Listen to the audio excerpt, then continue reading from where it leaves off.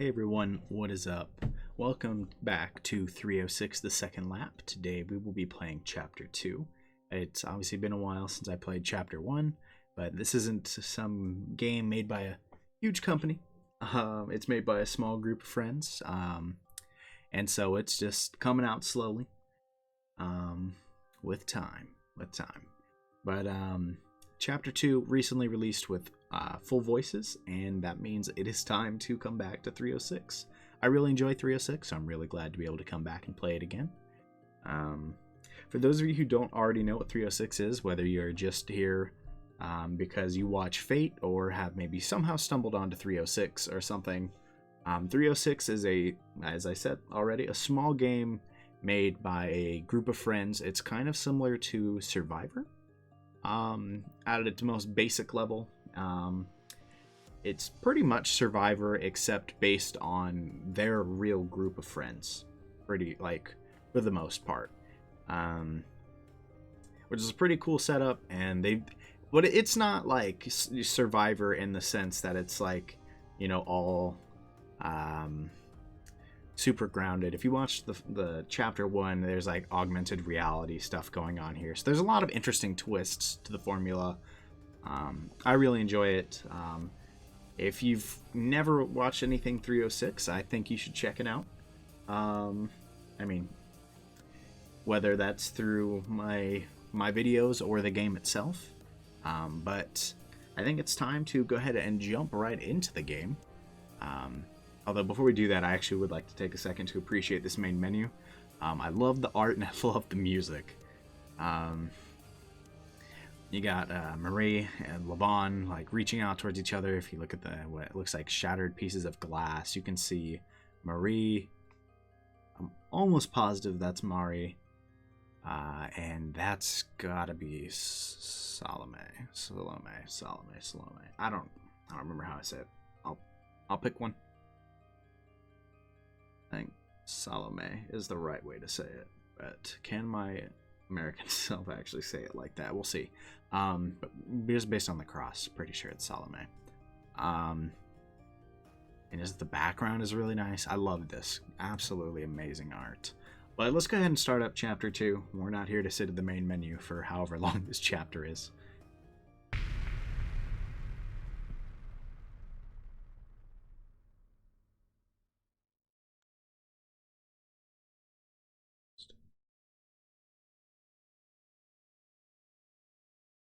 It was based off real people. Never mind. One thing I do want to say though is the music got changed. So now all of the music is not copyrighted. I mean, this video will not get a copyright strike, hopefully, like a lot of the last ones have, or copyright claims. I haven't gotten any strikes on this channel yet. But that is, I mean, for those of you who don't know why some of the other videos have been deleted, that's why. I'm working on fixing that, but it gets them muted in a lot of locations, so I'm glad to not have that anymore. You know, I don't think I ever actually read this stuff out loud, but after Fate, it'd be kind of weird to just sit here in silence, so I think I'm just going to read it out loud. My heart was beating like crazy. This wasn't the first time I was facing a crowd. However, I couldn't help but feel nervous. I was sitting in Seiza, my newly sewn kimono. My mother sewed it for me. My master was in front of me, opening the ceremony. About 50 people were in the huge dojo. I've never been more proud. I kept smiling like a child. It reminded me of the days when I watched old masters perform in my childhood. Today, I, Natalie... Oh lord, I'm gonna butcher this. I'm sorry in advance. Natalie Bidzinashvili am a master. And this is my ceremony. My teacher and a lifelong friend started to speak. Today we gather to celebrate the crowning of a new master. My friends, my brothers and sisters, nothing could possibly make me happier than seeing my student acknowledged. She will be the first woman to hold this title. This is a huge step forward, not only for her, but for the art of Gojo Ryo as well. World strives for equality. We too must do the same. Long has passed the age of men. Long has passed the belief of the weaker sex. Here, she is to prove that notion wrong, joining many who who had fought against inequality before. All of us, every single one of us, have the capacity and the vessel to be a warrior. I was proud, yes. I am strong. I'm strong thanks to you. Tears welled up in my eyes, but I cared not. Master Levon Rogava turned around and looked straight into my eyes. He was reaching out his hand. I stood up and took it. My friends, I present to you Nautica Bijanashvili. Nautica or Natuka? I don't remember. She first came to us when she was just 11. After years of hard work and sweat, she has grown to be a powerful, beautiful young woman. Her heart is pure and steady. Her soul clean like water. May she never forget the wisdom that we teach in our dojo. May she uphold our values the same way we do. The same way our masters did, and their masters long passed to the next world. Congratulations, my friend. Today you stand as my equal. People started to clap. I bowed and thanked him.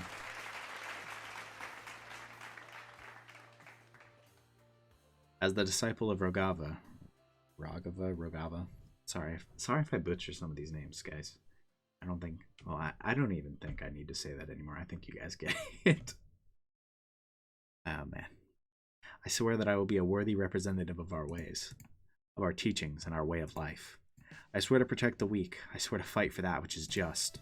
I stand before you humbled, and I swear a solemn oath, I hereby declare, I will always be a subject of justice and wisdom. They continued to clap and cheer. I was proud. Chapter 2, Gates of Rashomon. Alright, get it.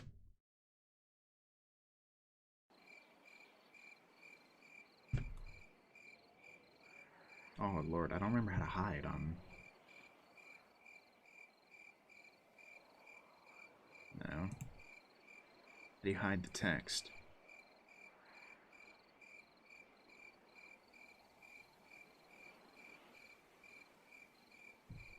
H. Okay. Kinda need to be able to do that. I need thumbnails. Alright. The stillness of air was suffocating. The heat of summer felt like a piercing needle even at night. Right now, the team called Tsubame Gaishi was sending one of their members home. As cruel as it sounded, each person would leave the competition every day and lose the right to come to Japan for all eternity. The reality of the game's cruel mechanic was being felt this very moment. However, there was something much more sinister about to be born, amidst the darkness where none could see. With people no one would point a finger at. The girl was walking towards the red torii. She was called out by someone. She held a piece of paper in her hand. She saw a shadow of someone. The one who had sent the letter had her back towards the red gate. I got your letter. Salome. Yep, I figured it'd be Miranda and Salome. I was worried I made the wrong choice. I'm glad my expectations weren't betrayed. Your expectations? I see.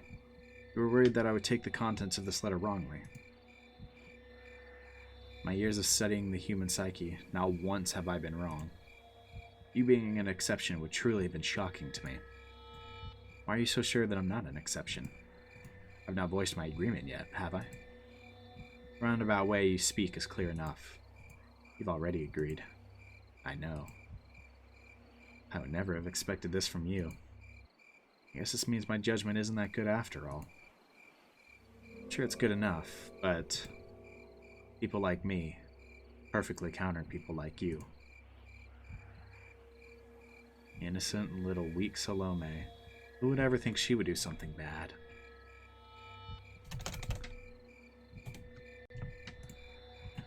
Dear me, that's Salome? No, there's got to be a mistake, surely. My, you aren't even trying to hide it anymore. So the letter said you wanted to destroy everyone. Elaborate. What is it that you're after? Winning this game is a trivial and simple thing. A commoner with materialistic attachments will overjoy themselves with even the opportunity to play. But I have no interest in that. Money holds no real value to me, neither does any sort of wealth. The capitalistic system in which these people live in is not for me. It does not bring me joy. I'm more than happy to step aside and let somebody else win, you especially. How generous. What I'm really after is the raw emotion that these people will experience once they feel true dread. I won't expose them to what they are. That reminds me of a villain from Danganronpa, who I'm not going to say the name of. I don't spoil things, come on. Hypocrites, liars, sheep, and conformists. I want friendships to crumble. I want them to show me their affection, their love, their hate. And I want them to destroy themselves emotionally. Oh Lord, that creepy smile. But they're your friends, aren't they? I have no friends. You really are arrogant, aren't you? Not that I dislike it. Indeed, speaking with a fellow cynic is the most thrilling conversation one can have, after all. And here's my proposal to you. I'll help you win this game. I'll be your loyal follower, and there's only one thing I need from you. I'm listening. Eliminate them all. Form friendships, and betray them all. Destroy them. Oh Lord. You do know that if I do this, I will betray you too, right? I wouldn't have it any other way. Seems that you're dead set on this. Alright. I'm not gonna let go a pawn presented to me on a silver platter. I'm in. I'm glad. But the two of us against all of them. Not an issue. There's already a person on our team who thinks she's in charge. All we need to do is play her tune. The conversation suddenly came to a halt. Voices from the other team could be heard. He was so triggered. It's just a game, like, grow up. This isn't just a game, Taco. He was being an ass. I mean, that is true. He was. It was definitely awkward.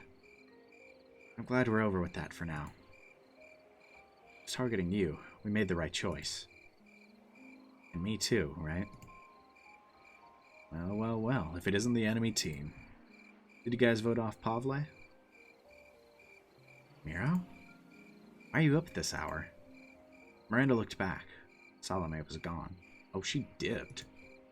Just taking a night stroll. How was the elimination? Me and Papa? Destroyed Pavle's rude ass. Yeah, fair. He's crying in the plane right about now. Surprised that it wasn't you instead. Sheesh. But fair. Oh, fuck off, bitch. Sheesh. I'm an irreplaceable asset to this team. Man, I'll believe it when I see it.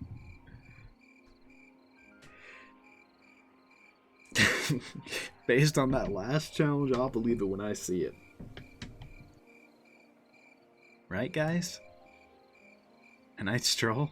That sounds suspicious. You don't do night strolls. You were cooking up some diabolical plan, weren't you? I know your tyrannical head all too well. You can't fool me. Right, I can't fool you. Oh, by the way, remember that time when I told you my dad was a Kurdi and is in jail right now? Kurdi, Qwerty? Georgian Mafia? Oh, that's cap. Yeah? I was messing with you, you dumb bitch. Sheesh.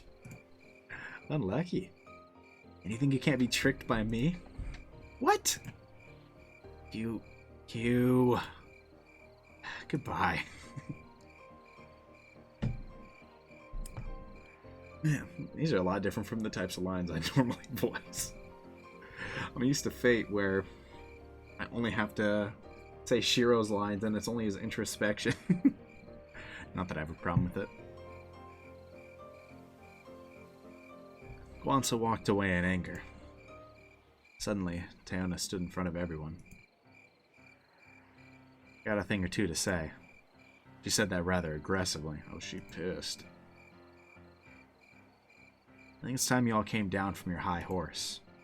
Eliminating Pavle was stupid, and that's not all. The way you all talk just pisses me off. Huh? What do you mean? Pavle's vote wasn't based on logic. Furthermore, I know that I was on the chopping block today. And worst of all, you all protected the weakest link on our team. Not that any of you are any better than her, though. Sheesh! She's just coming out with it! She's not wrong, but sheesh. You don't mean me, do you? Teona pointed her finger at Tako. I do. I don't know what's making you so hostile, but I assure you, we weren't planning to vote you off. There's no relevance at this point. You're all voting based on who's friend, and I'm out next. I think it's quite clear where I stand on this team. I'll be the next easy vote, won't I? Teona, none of us feel that way. You got it all wrong. If it was a choice between me or somebody from your circle, you would choose me. You didn't even try to help when Nautica walked over me. Don't pretend to be my friend. Teona, the way this game is built is at fault here. Nobody likes this. Nobody chose this. But we all agreed to it. That's all there is to it. Can you say for certain that I'm not next if we lose tomorrow? The conversation was heating up. No one knew what to say. Guys, come on. There's no point in talking about what if this, what if that. It isn't a joking matter to me. He's trying to defuse, but he's not having it, man. Oh, and Heraclea, once they get rid of me, you're next. So make an alliance with me. If you don't, neither you nor me will win. I guarantee it. Somebody bring me popcorn over here? That is so dramatic. It's entertaining. Teona ignored Miranda's jab. I won't force you to answer now, but think about it. Teona. Achi, I respect you, I do. You knew the right choice, too. I want you to know that I'm taking this game as seriously as one can. This game is exactly what I need. Being subjected to that useless TSU, that worthless piece of crap university, I've had enough. This game brings opportunities, real path to success. There can only be one winner, I understand that. But I am open to cooperating with logical and rational people. So don't eliminate me, Archel. You'll come to regret it. I hope I'm saying that one right. Sorry if I'm not. I don't even know why I keep apologizing. You guys know that I'm trying, alright? Work with me. You don't need these incompetent fools that vote based on emotion alone. Excuse me? You heard me. I'm done here. Sleep well. Teona left the group. Sheesh. She's not wrong, but man. She's not wrong, but just coming out and say it certainly didn't win her any brownie points with the trio that's kind of in control here. The remaining group of Suiyohime was left speechless. I'm sorry for making us lose today. For the first time since she got here, she spoke differently. Yeah, the game lost the moment we set foot into that building. No one is at fault. And all of us are to blame. We just gotta do better next time. Yeah. You're not responsible for her feelings. Drop it. Sandanzuki is a kick-ass team. It's not your fault. Yeah. Thanks, Miro. Such a people person. I'm shocked. Don't let it get to your head. The two of them laughed with the bottom of their hearts. Miranda was talking about the destruction of friendships just a few seconds ago. She couldn't help it when it came to Tako. We should probably get some sleep. There'll be a challenge tomorrow, too. Yeah, let's go back to our dorm. Achi looked at Mary. Mary remembered that he wanted to talk about something. Mary nodded that the remaining crew of Suiyohime went back to the dorm. Miranda also left. That's a really nice, it's a nice shot. I really like that. They voted off Pavle today, but they didn't anticipate losing another member at the same time. At long last, the weight of having to vote off your friends one by one was here. They all felt it, most of all Teona. But nothing could be done now. At some point, only one person will be allowed to stay on this island. What will happen then? What will be the end of this story? It is an undeniable fact that this game will hurt these people. Some have already realized this. Some still cling to the notion that this is just a summer camp excursion, but it's only a matter of time. I'll realize soon enough. Salome was standing at the entrance of the dorm of Sandanzuki. First person they vote off is Pavle, huh? Rather dull. Miranda approached her. Is it not to your liking? I suppose it's fine. This is only just the pregame, after all. More importantly, what did you think? About what? About their chaos. About Teona, who would normally never dare to be so hostile. What did you think about that? Oh, she's just feeding on this negative energy. She's a menace. Miranda closed her eyes. She finally came to a resolution. It was fun. Oh, man. Oh, two people with the creepy smile. Sheesh. A game like this was made for me. I will definitely, without fail, win. And with that, the alliance was sealed.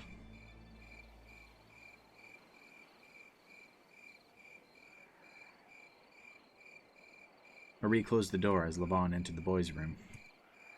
Hachi was already there. Heracles not here? Hachiko kicked him out.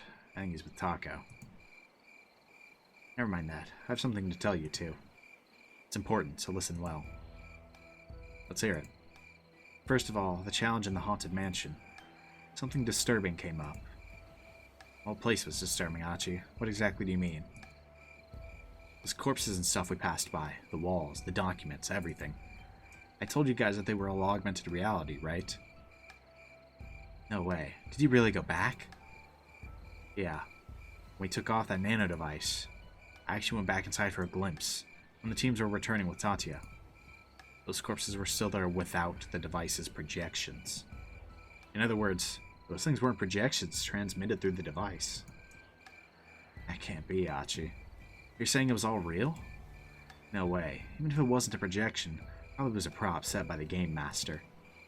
Who is the Game Master? Tatya? I don't know. I want to talk about that text we saw at the shrine. He said it was gibberish. Yes. Sorry, doofus, but I lied. Unlucky! I think it's tied to something. I was thinking the exact same thing. I'm not getting called doofus right now. That's tough. They call this a game, which means everything we find here had to be placed or put here. There's no way that these are all random. The rules of this game are simple. Outlast them all. That's what we've been told, at least. What if there's another winning condition? I know I have no actual basis, but we've been told this is a social experiment. Marie, didn't you say that in psychological experiments they don't tell participants all of the rules? Exactly my point.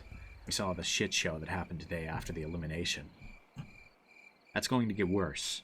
Much worse. And the consequences that come with being eliminated are way too harsh. There's gotta be something there, surely. I honestly think there's something they're not telling us. Choosing a sacrificial lamb and a pack of close friends, giving them ultimatums that force their hands. Marie was a psychology major. Why did I say psychology so weird? Psychology. Psych? A young psychologist in the making. If anyone knew about things like this, it'd be her. The boys listened closely to what she had to say. Yeah, it sounds like an experiment, all right. Specifically, it's almost like they're interested in the reactions of the participants. Ptolemy Game Master confirmed? Will they break? Will they ruthlessly eliminate one another? Hachi, I didn't give this a thought before, but I feel like this assumption is valid. Remember the words from that text on the shrine? It had words like death or kill. That text really is a riddle that needs to be solved. But don't equal death to elimination. That's the only link I'm seeing.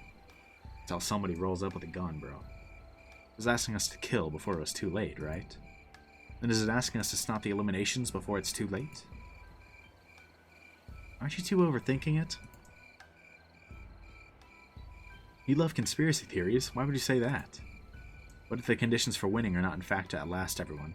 Just solve the riddle of the shrine. But we don't even know if it's a riddle, though. If we start thinking about it, we might find something. I suspect more clues are hidden all over the island. Hold up, clues? If there are clues that point at that shrine, that'll be our confirmation that there indeed is a riddle. Or at least, a higher layer of the game. This sounds crazy. They want us to band together, find out the true purpose of the game, and win it together? That sounds like a better alternative than eliminating everyone. That's right. This is crazy. The challenges, Teona, the alliances that are being built right now, everything. What I know is that we must win tomorrow's challenge, for sure. We can't afford any more discord on our team. I'm sorry for saying whatever's loss, but it's their turn to send one of theirs home. But I suppose we lose again tomorrow. Then what? Teona continues being this hostile, we'll have to get rid of her. I shouldn't have voted for Teona when I knew Pavle was going. That was a mistake. On topic. You guys remember what the text written at the shrine was in detail? Yeah, that was a mistake, though. I feel like it was. Kind of sows discord. And we've seen the results of it.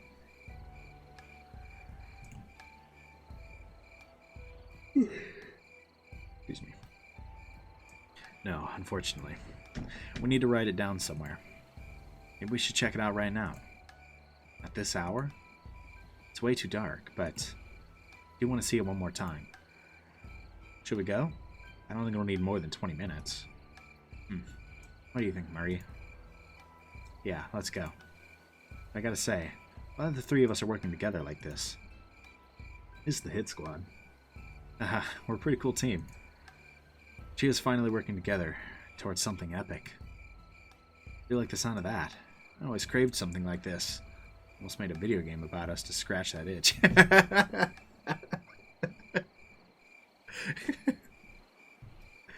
Oh man, almost made a video game about us to scratch that itch. That is meta. That is meta. Oh man.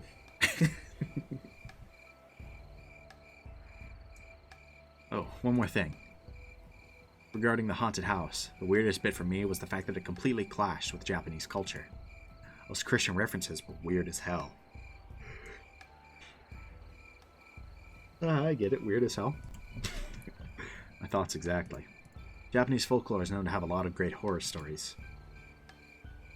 They wanted to choose a theme like that. They could have gone with their own culture, since we're in Japan and all. Maybe they just thought a Western-style mansion horror would work better on Europeans? This is a culture that thinks English words in their language sounds cool. I wouldn't be surprised. Now you use Japanese words in your Georgian all the time. It's different. It's not. But I could see that as an explanation. I'd rather have their folklore-themed challenges than Christian referencing mumbo-jumbo. Christian horror feels a bit scarier to me than Asian, though. I guess it's because we're familiar with it, but don't take Asian myths so lightly, Lev. This is the result he gets for not taking Nana's classes. Yeah. Anyway, let's go. But before we go, I want to say something too. Marie was about to open the door when she pulled her hand away from it.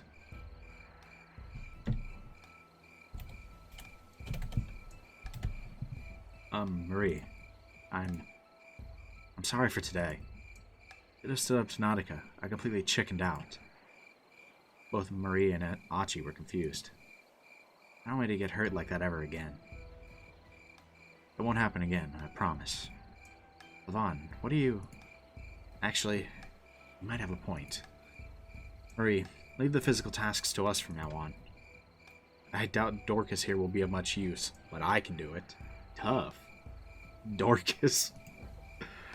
Not letting that happen to you ever again, either. Yeah, well, that's... She couldn't hide her embarrassment. She hated being treated like this. Achi stood up. Someone grab a flashlight. There should be one in the storeroom. I'll do it. Marie quickly went to the storeroom. Levon and Achi headed to the entrance of the dorm. There was no sign of anyone in the dorm. It's a lot darker than I thought. Let's get this over with quickly. Guys, I found them. Here. Jeez, lots of yawning. Sorry. Marie handed the flashlights to the boys. She also had one for herself. Let's go.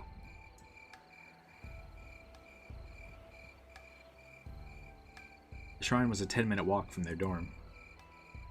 It wasn't far, but it was too dark to hike in an unknown forest. If they weren't careful, they could get hurt. It's a bit chilly. Isn't this epic? A night stroll in the woods of Japan. Whew! Let's not wake up the wildlife, Lev. They passed through the forest and the noise from the wildlife echoed. They've never been together on a trip before, but it was something that they always wanted to do. They couldn't hide their excitement now that it was finally a reality. The stairs went up to the darkness. Careful here. Way too much on it for no reason. This place might be my favorite spot on the island. There's a sense of mystery to it, doesn't it? Especially at night. Is this always what this area looked like?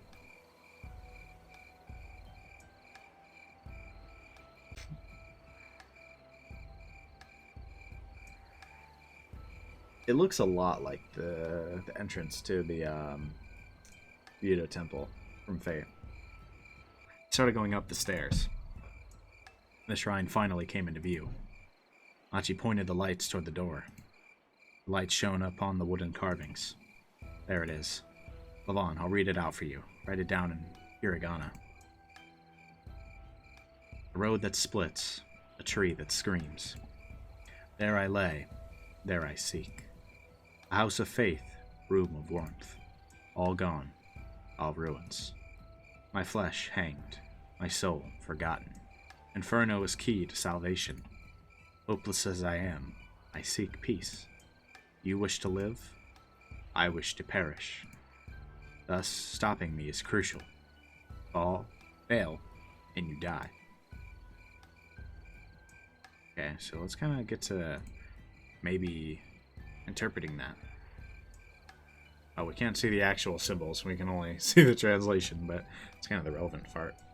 Oh, the relevant part. What's wrong with me? Relevant part. Okay. So there's something that was, it seems, yeah, hung from a tree. Somebody was hung. There I lay, there I seek. House of faith, room of warmth. All gone, all ruins. Kind of sounds to me like a ruined church or something. My soul forgotten. Inferno is key to salvation. Inferno is key to salvation. Doesn't necessarily mean anything. Actually, kind of reminds me. Did they do this in this version of the game?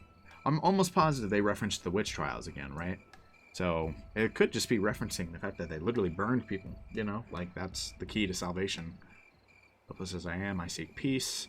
You wish to live. If they're right, and that means you wish to not be eliminated. Like, we'll just take it as that for now. I wish to perish. Could that mean whoever this is wants to be eliminated from the game? Maybe that's how you win. Figure out the identity of this person and vote to eliminate them. Thus, stopping me is crucial. Fail, and you die. Fail to stop them from interfering, maybe, and you get eliminated. Or literally die, depending on how serious it's going to get. Interesting stuff here. Interesting stuff. I have an idea as to who this might be, but we haven't actually gotten to that point in the game yet. So, I'm not going to say anything. I just have an idea from the older version of the game. Alright, I accidentally said something potentially a little spoilery based on the future of the game. So, basically what I was saying is that I have an idea as to who the person they're referring to could be. But, that was in a different version of the game, and there's no saying if my ideas could, or what I know are even in this version of the game. So we will see. We will see. I'm interested to check. But we will get there. Let's just move on for now. See what they have to say about it. Sounds so depressing. But wait, was this here before? Hey, you two, look at the ground. How did we miss this? I redirected the light towards the ground. What is it? Right at the entrance below. Look, something's written there, too. Ooh, there's more. Oh? The text carved on the rock was as followed, written in Japanese. Praise our Lord. Translation, please. Praise our God? Lord? Master? The kanji probably implies a Christian god. Japanese uses a different character for the Shinto deities and Buddha. Again with the Christian references. Just like that haunted house. Levon, write this down too. You got it, boss. Strong wind blew.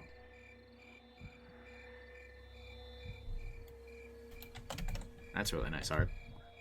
Marie looked at the night sky. Beautiful, endless vast sky with stars alight. The boys kept talking about the mysterious words, but her attention was elsewhere. A few seconds ago, she had been enjoying the hike through the woods that she would, without a doubt, call Wabi. After all, what could have been more fun than to have her and her boys on her trip she always dreamed of? However, things didn't seem as whimsical anymore. This island and this competition, all of it, felt off to her. The moment Archel hypothesized the shrine could tie to something Christian, a creeping feeling awoke. She never liked being in spiritual places. They always made her feel uneasy. An example would be her very own country. The Georgian Orthodox Church is a strict institution, bound by the old ways and tradition and honor, belief and faith. No Georgian could escape the grasp of this divine, unique cultural phenomenon. Georgian culture was, and is, to this day, strongly tied to religion. Their small nation prospered because of it. The unification under the Orthodox Church has led an oppressed nation of Georgia to fight back invaders and conquerors in triumph. A small kingdom, dedicating its heart to ideals, managed to pass the test of time. A kingdom once and centuries later, a country. All of that was possible because of faith, because of their belief in God. Georgia cannot exist without it. Therefore, their country of mere 3.5 million still holds religion in high regard. Not so much in the new generation. Marie, the boys, and most of the kids of 306 attempt to fight this. Whether it's wrong to fight tradition, that no one can say. There's nothing inherently wrong with religion, but many atrocities have been committed under its name. For that reason, Marie has associated such concepts as aggressive, wrong, not needed. She believed in freedom, and she valued the right of freedom. That is her fundamental value, her heart, her soul. That which takes freedom away can't possibly be good in nature, she thought. For this reason, she only respected the Orthodox Church as a part of cultural identity, not something that needed believing. But she's in Japan right now. This isn't Georgia, and she's being asked to revere, to praise God. I think she would find it here, too. Let's go, you two. It's going to take us another 10 minutes to get back, and it's already too late. I love this feeling, though. It's like we're on some kind of adventure. But we are on an adventure. An adventure of a lifetime. Hope it turns out well, this adventure of ours. We'll make it so that it does. Lead the way, Laban. And they left the shrine alone. It once again returned to the state of undisturbed. Praise our Lord. Who would write this? What were they implying when they wrote this? The kids thought about the ominous text in silence. Taco and O'Reilly were in the common room. Are you even listening to me? You're lucky the team didn't vote you off. I know. Why did you quit the challenge? Let me guess. You were thinking you'd never win. You wanted to get eliminated on the first day, didn't you? No. Listen to me. Stop sabotaging yourself, please. I managed to talk down several people from voting for you, you know. I know, Ira. Okay. I won't do it again. Something tells me the challenges are going to become much harder going forward, so you better be prepared. I won't be around for all the time to help you. I won't be around all the time to help you. You're being a cheeky little brat. You've grown. You're not the same kid I met 5 years ago. Remember how you dressed back then? Oh lord. The super conservative formal wear and your hair all gelled up. Oh man, that does not even look like the same character. In a lot of ways, 5 years. Back then, all you did was focus on your grades and passing exams. Never even say hello to anyone, much less joke about something. Honorary student and yet friendless, lonely. No need to bring up my dark past. I love the current you. I'm really happy that you started to express yourself more. The real you, I mean. Back then, you'd never. Hey, I was scolding you. Who told you to turn the tables on me? And I'm telling you that I'm grateful that you're looking after me. Well, that goes without saying. I'll follow your advice. It's actually really frustrating to realize that you're far braver than I am when it comes to things like this. I am the king, after all. Don't get it over your head. The days when you wore those blank expressions are gone now. I'm proud of you. Are you blushing? Oh, stupid. Aw, what a baby. Wabui? Wabui? I don't know if that's a dramatic version of baby or some Georgian word that I don't know. Shut up. Go to sleep, you Rastavi commoner. Don't mind if I do. I really like their interactions a lot. And I really like Aragli, honestly. He's one of my favorite characters, honestly. He's just, and from the original game, he was just always a lot of fun, and I like that they're definitely adding a bit more depth to him here. Many of the kids here are friends with one another, some even closer than that. The virtue of friendship is a laughing matter to many, but for young people, it's all they have. After all, this is the age where one discovers who they are, what they want to do in life, and with whom they want to share it with. It's an important step in growth. This game could jeopardize that. Was their friendship as strong as they claimed it to be? This game was an interesting test indeed.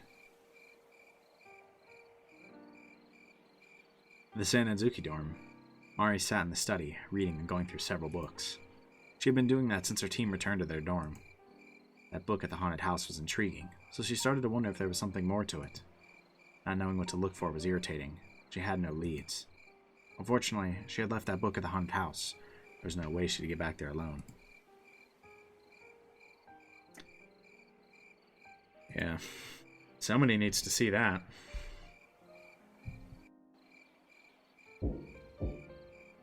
Suddenly there was knocking on the door. The boy opened it, holding 2 cups of coffee. Mari looked up and saw Giga.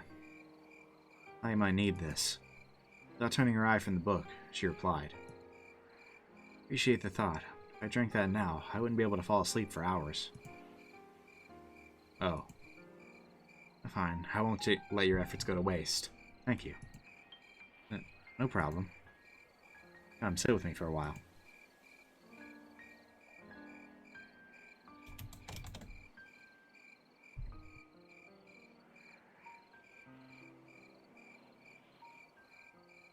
It's a nice shot. So how's it going? Not good. Couldn't find a single book about Salem. The book said Salem, right? Yeah. Who cares, Mari? It was just there to spook us. My little gray cells. Can wait. I really felt like I could solve something. You know, while the rules of the game do suck, I really enjoy how cut off we are. This western mansion. Us together. Huh? The 306 has never been together like this. I enjoy being away from my family for a while. I love them, don't get me wrong. Independence, you know? For the first time in my life, I'm experiencing freedom. I enjoy the freedom, too. Being in a foreign land where no one knows you. Doing whatever you want with whom you want. It's a bliss. You never get to experience that in Georgia. Yeah, a country with endless ideals, principles, traditions, and faith, etc. It's overwhelming sometimes. And that's why 306 is special. It's like our very own special bubble where we get to be ourselves. Who do you think was eliminated over there? Well, I'm kinda anxious about that. No way of knowing until tomorrow, but I hope the guys are still here. The 2 of them went silent. We should probably go to sleep. We were flying for hours, then we did that crazy-ass challenge. We need to rest. You don't need to drink the coffee if you don't want to. I guess. Giga stood up and reached out his hand. I can get up myself, Mr. Toxic Masculinity. I'm lucky. That's it. This is the last time I'm offering help. Oh, Giga, come back. And then she laughed. 2 of them went to their rooms to sleep for the night. To sleep for the night. Whoops. Can't read. There was nothing more to do today. Till the sun would rise again.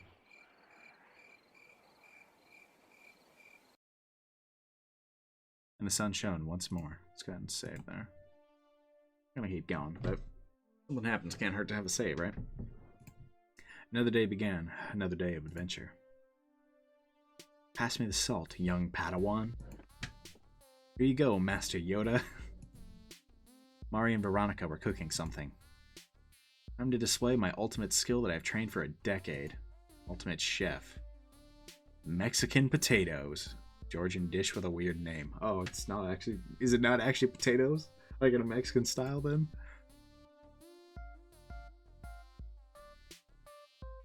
This is a weird song, but I like it. Mari woke up early to make some food herself. She was in a good mood after last night's triumph. She finally came around to the idea that this competition could be incredibly fun. You're awfully enthusiastic for someone who fell into a water of projected dead corpses. True. It wasn't that bad. I knew it was fake. Psych, it wasn't. I just played up my fear for soon dare dare. Giga walked into the dining hall, overhearing this conversation. Right, because you just love that archetype, don't you? If we were anime characters, she'd be a tsundere without a doubt. Wonder if I'd have fans if I was an anime character. World may never know. That's a good question. That's actually such a good question. That's the goal, right? Be an interesting enough person you'd have fans if you were an anime character. Life goals. Just imagine cute girls being like, Giga-sama, autografo okudasai. Master Giga, can you give us your autograph? Oh man, what the heck? Yeah, stop. You're disgusting me. Oh, are you now? What's this? You're approaching me? He started to speak in weird voices. Oh man, oh, what did they call it? They referenced JoJo in... It's like Momo's Bizarre Excursion. I was just looking at that video again, and I saw that. I think that's what it was. It was something like that. Started to speak in weird voices. I am, and I ain't running away either. Instead of running away, you're approaching me? Won't be able to hit you in the face if I don't. What are you two saying? Is this another Momo thing? I was right, and yes it is. Why yes, my dear Veronica, it is indeed. The supreme anime of all time, Momo's Bizarre Excursion. I'm a genius, I remember that. Wish I taught you to give us DVDs and make the whole team binge it in a single day. I mean... there are worse ways to spend a day. Oh my god, wait, that's quite a binge though. I mean, it's not possible to watch the whole show, like all the seasons in a day, but even just like part 3 was like 36 episodes long or something. Spending like, what, 15, 16 hours just watching Momo's Bizarre Excursion. Sheesh. I'm sure people have done it, but it couldn't be me though. Yeah, that's how you will get yourself eliminated. So, wait, you're cooking? What's with the surprised look? You always said you can't cook and that the family you'll marry into will kick you out. The audacity.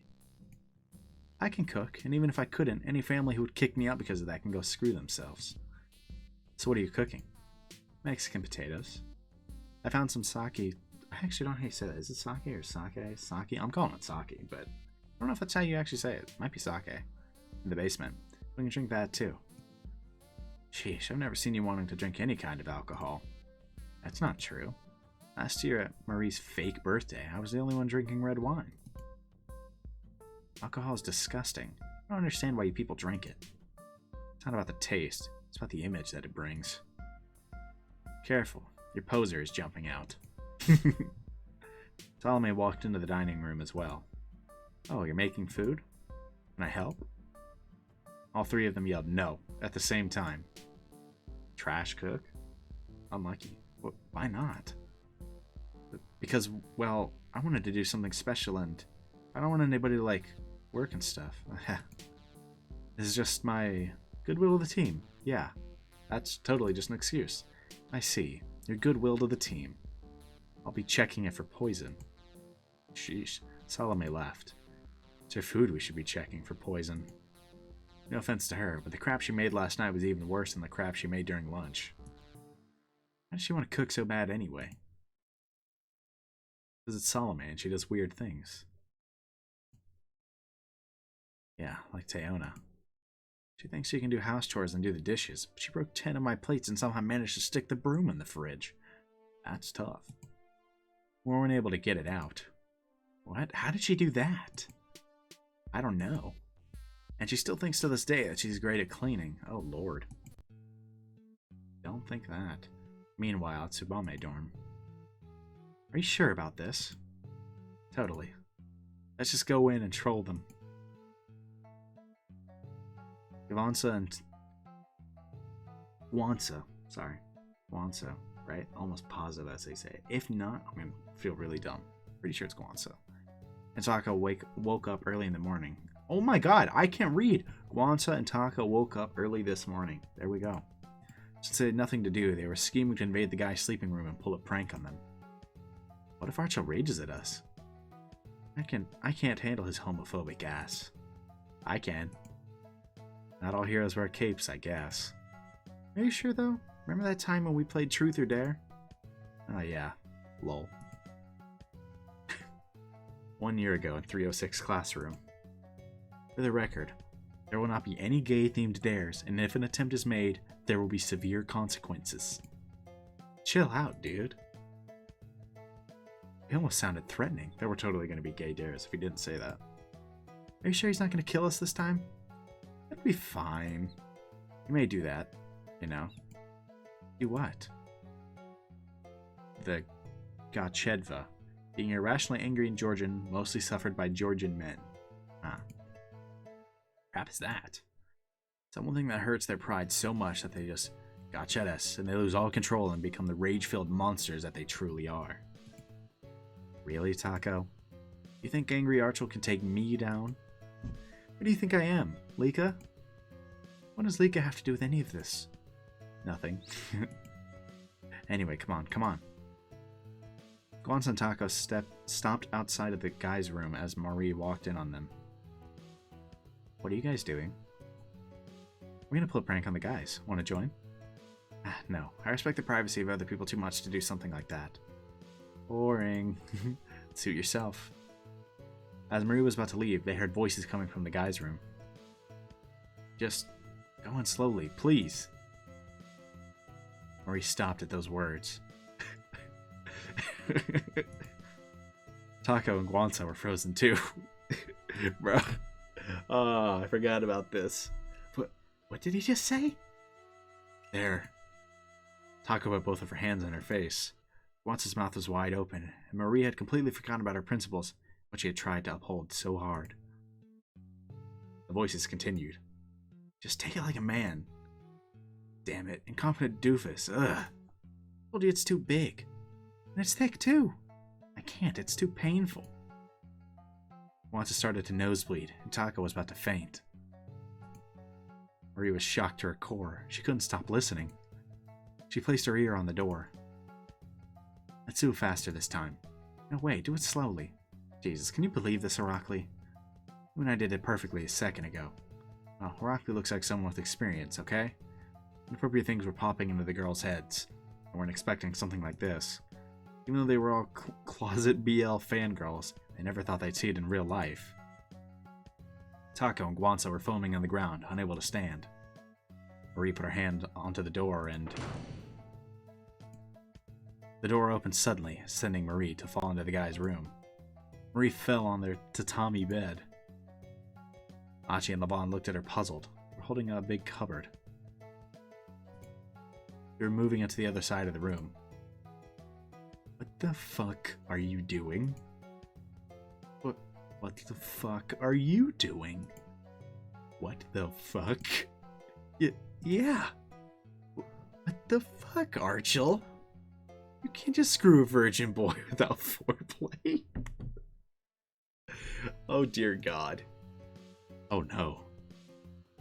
Lavan and Achi dropped the cupboard. What's going on? Oh my God, Appa. I think we just made a huge mistake.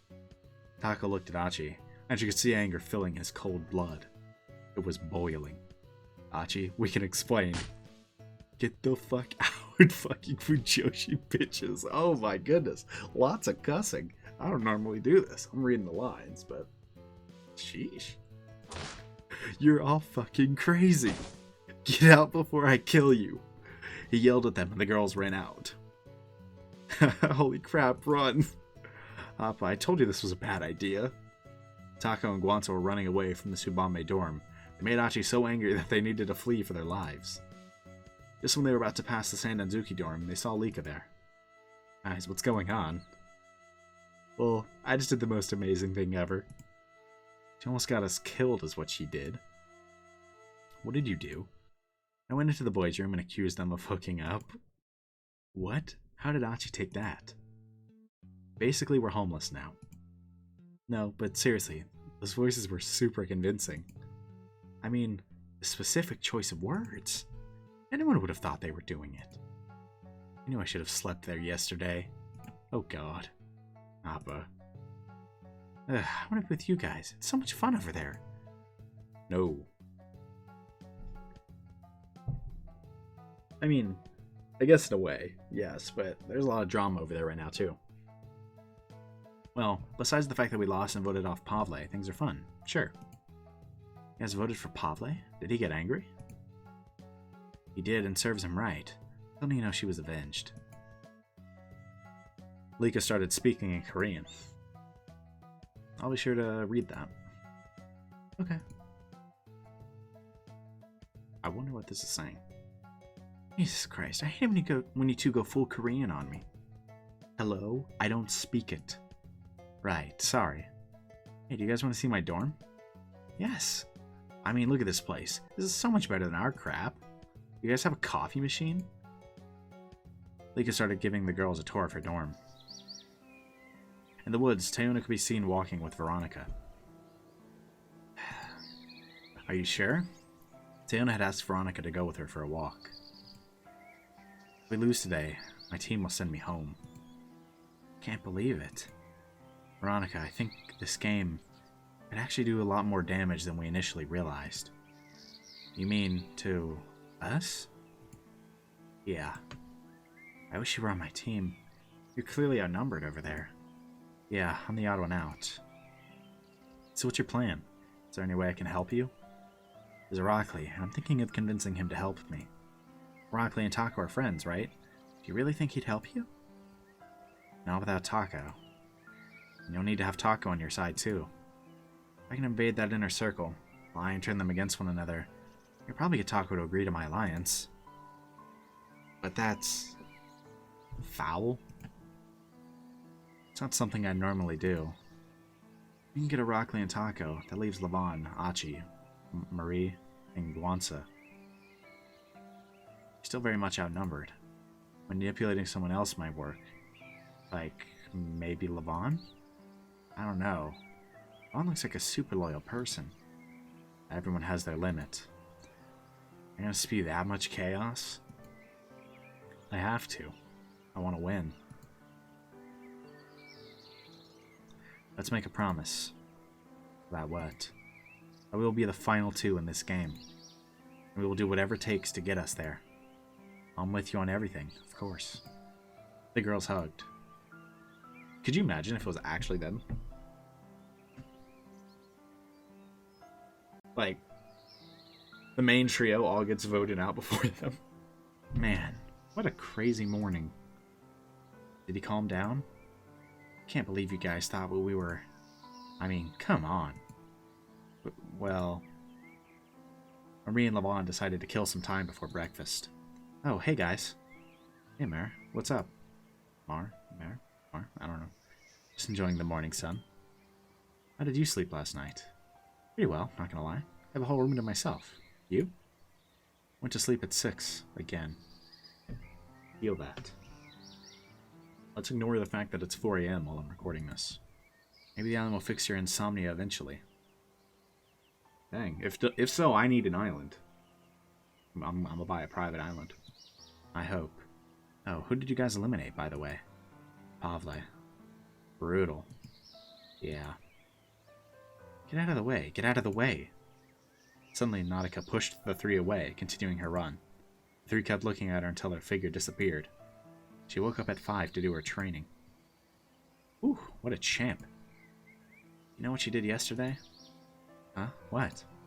She started insulting us, berating us, and physically attacking us. She went absolutely insane. What? Teona was bleeding yesterday.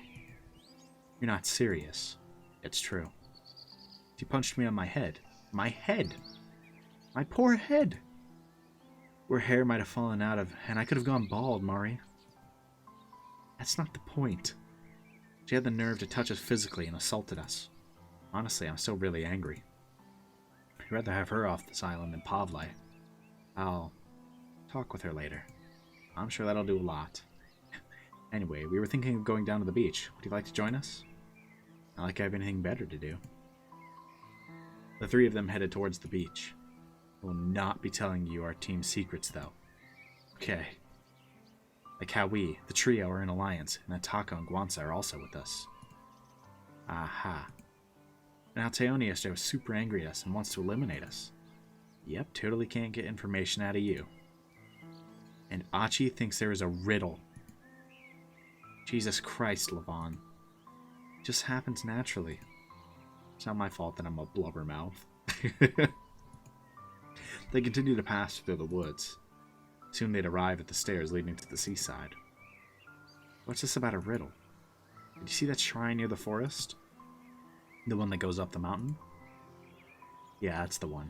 This is the person they need to talk to about it, because of the book and the mansion. We saw some weird text there, and we think it's some kind of a riddle. Now that you mention it, it really could be something.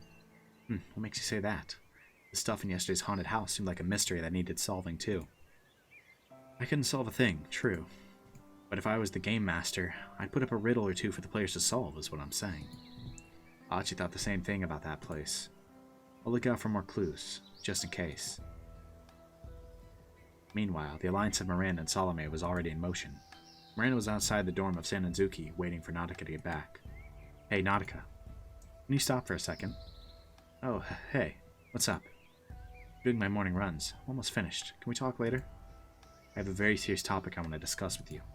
Oh? What could that be? It's about this game. I'm listening. Come inside. I don't want to be overheard. They walked into the dorm. Salome was inside, waiting. What's all this about? Nautica, there's no denying that you are the strongest competitor on the island. Oh? You are the strongest.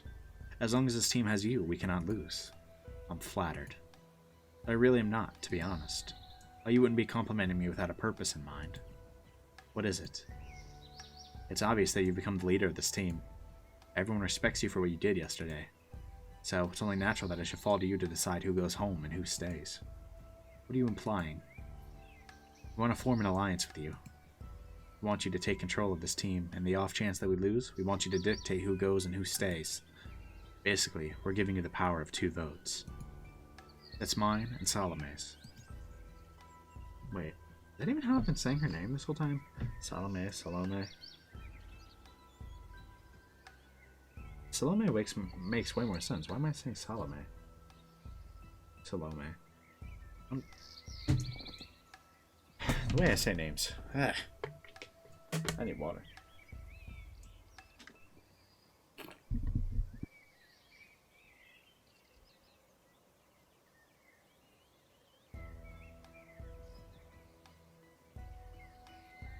All that talking, man. You absolutely need some water. Hydrate or dihydrate. And you have your own, so that's 3 votes. You'll have a clear advantage over everyone. What's in it for you? We know that you will guide this team to victory. That is our only objective. If you're in power, it will be beneficial for everyone. We want to win too, of course. And the only way we see that happening is if you continue to demolish the opposing team. Yeah, I'm in. I was thinking it was about time to think about alliances anyway. Exactly. So, who do you think is the weakest link on our team? In yesterday's challenge, you two did brilliantly. I too was, as you've said, amazing. Veronica did her part well, and so did Nino. Malika was really swift with the envelope. She didn't stop for Guanza, her best friend, while she ran with me. That ought to be respected. The two that are left are Giga and Mari. They fell into some hole and almost ruined our whole game. They are the current weakest link. I've been thinking Mari Babakashvili.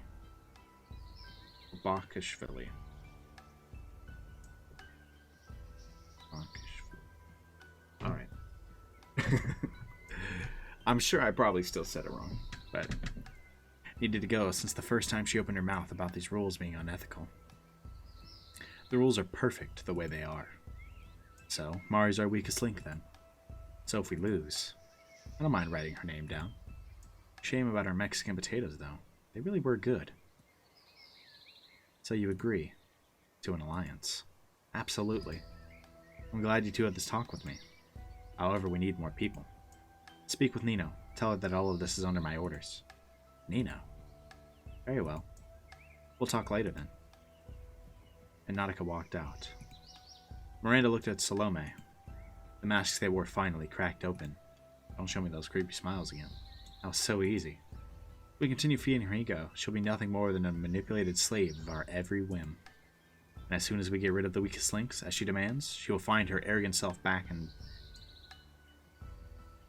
Elisi. I think the T's probably silent. In no time. This game really is going to be so much fun. Salome smiled. Everything was going according to her idea of chaos. Giga was headed towards the center of the island. He was trying to find reception for his phone, but in vain. He bumped into Achi. Oh, hey, dude. Hey. I heard about Pablo. Yeah, Tatia wasn't kidding after all. One of us will be leaving the island every day. Ugh. Kinda so hard to wrap my head around that. Giga was holding his phone. What are you doing? Trying to find reception. There isn't one, trust me. Taco tried, whined, complained, and made a Rock Lee check every place there is on the island. There's no reception. How are you allowed to speak to people back home? Makes no sense. Probably interfere with the game. They don't want us Googling stuff. Well, internet-free life for the next 2 weeks, here I come. Assuming you'll be here that long. Aha, true. You gotta remain positive. Who? Was that Nino just now? Sure was. Nino jumped down from the tree, landing perfectly and not breaking a sweat. What are you doing? Oh, a really cute squirrel, and I just had to take a picture of it. Ugh, look, isn't he adorable? Nino gave her phone to the boys. It's just an animal with fur. You don't like animals? Neutral. I like them. The wildlife on this island is amazing. I took pictures of eagles and sparrows too, and I think I heard growls of a bear yesterday.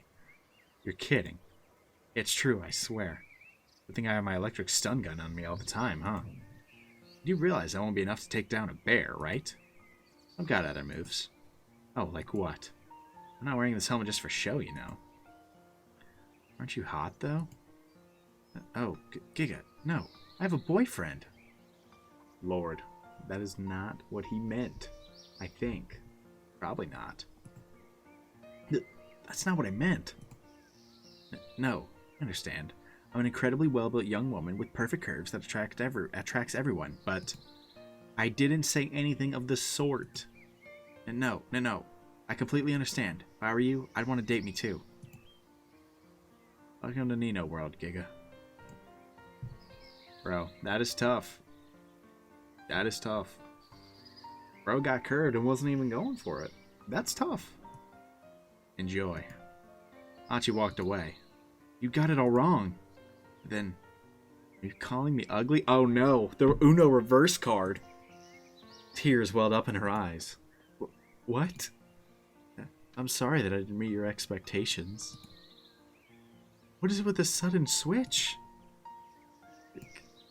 Wait, stop. You're pretty, okay? Mari, who was coming back from her walk with Yvonne and Marie, overheard this conversation out of context. Ooh, what's this? What's this? Mari. Giga, you rascal. Has the summer camp vibe gotten to you? You're not making moves on our Nino, are you? What's with you two today? Poor dude. Nino and Mari high-fived. Messing with a boy's heart is my guilty pleasure. I apologize. Am I taking it too far, I wonder? Well, we gotta take vengeance on the patriarchy somehow. They laughed. But I'm a feminist. Giga didn't realize that they were still making fun of him. Unlucky. Mari pushed Giga and kept dragging him away in his confusion. Come on, Dorcas, you won't be getting any reception out here. Let's try the hill behind the dorm. They walked away. Nina started walking back to her dorm. She was about to walk up the stairs. She saw Salome standing there, looking at her. She met her gaze. The eyes that were fixed on her weren't moving. That stare was still frozen. She didn't blink. Her face wore no expression. The wind swayed her hair, but there was no movement. Nino, not knowing what to do, waved at her, and then her expression changed. She smiled. Nino had never seen an expression like this on her before. I'd like to speak with you about something. Yeah? What is it? Please, come to my room. We can drink tea as we talk. Is everything okay? Oh, just splendid. Salome watched Giga and Mari go behind the dorm. She eliminated Mari. What would he think? Everything clicked in her head that instant. She opened the door to the dorm and invited Nino inside. Do not eat that last hamburger, Rockley. Rockley quickly swallowed the last burger on the plate. No! What have you done? You doomed us all. You whore. It's so delicious. I feel that, bro. I feel that, Rockley. I'll make another one. Sheesh. Aha, but you are the goddess of the kitchen. The one true Dolly from Svanetti. Georgian mythological deity. Save us with your grace, greatest Appa of all Appas. Do not ruin my nickname for her.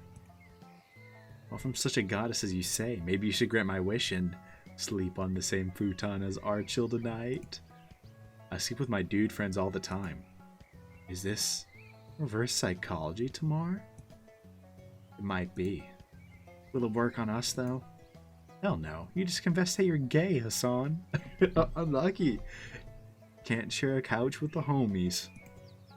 Meh, gay, straight. It's all the same in the eyes of the Cthulhu. You know what? I guess so, man. I guess that's one cosmic way to look at it. Wait, do you really mean that? I saw Achi coming back to the dorm. The topic of BL stopped immediately. What a beautiful morning where people are not talking about their sexualities. Something like that. Isn't that right, Guanza? Yes, very beautiful. The sun is shining so bright that Taco's getting a tan. Leave me out of this. I'm glad we came to an understanding. Diplomacy has always been my forte. Discussing and coming to resolutions in a peaceful manner is my trademark, after all. Oh, I couldn't agree more. I have been very inspired, Archel. Very inspired. Have you? What is with this tension? Because of what happened in the morning, duh. They speak privately about it or something? Say, Archel, would you like to taste some of the special curry I made, especially for you to amend for my sins? Oh, Lord. Man, it's lightning and thunder out there. Sheesh. Why, don't mind if I do, Guanza. Okay, this is weird. Can you two stop? We've apologized already.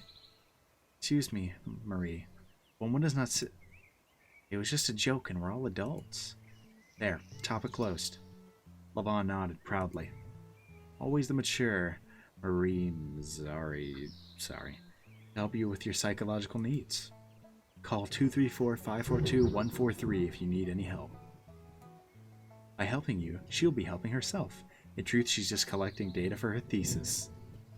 Until she trips and sinks this whole island with her clumsiness along with that thesis. The guys start to laugh. Well, I do not hide my weakness. Is it effective to use your friends in your psychological research, Mazzaro? Mazzaro? I don't know if it's Mazzaro or Zaro. I'm sorry. You should see Mayan Love's chats at 4 a.m. You can help me pass a PhD exam in no time. I am a man of many talents. That was not a compliment. Oh.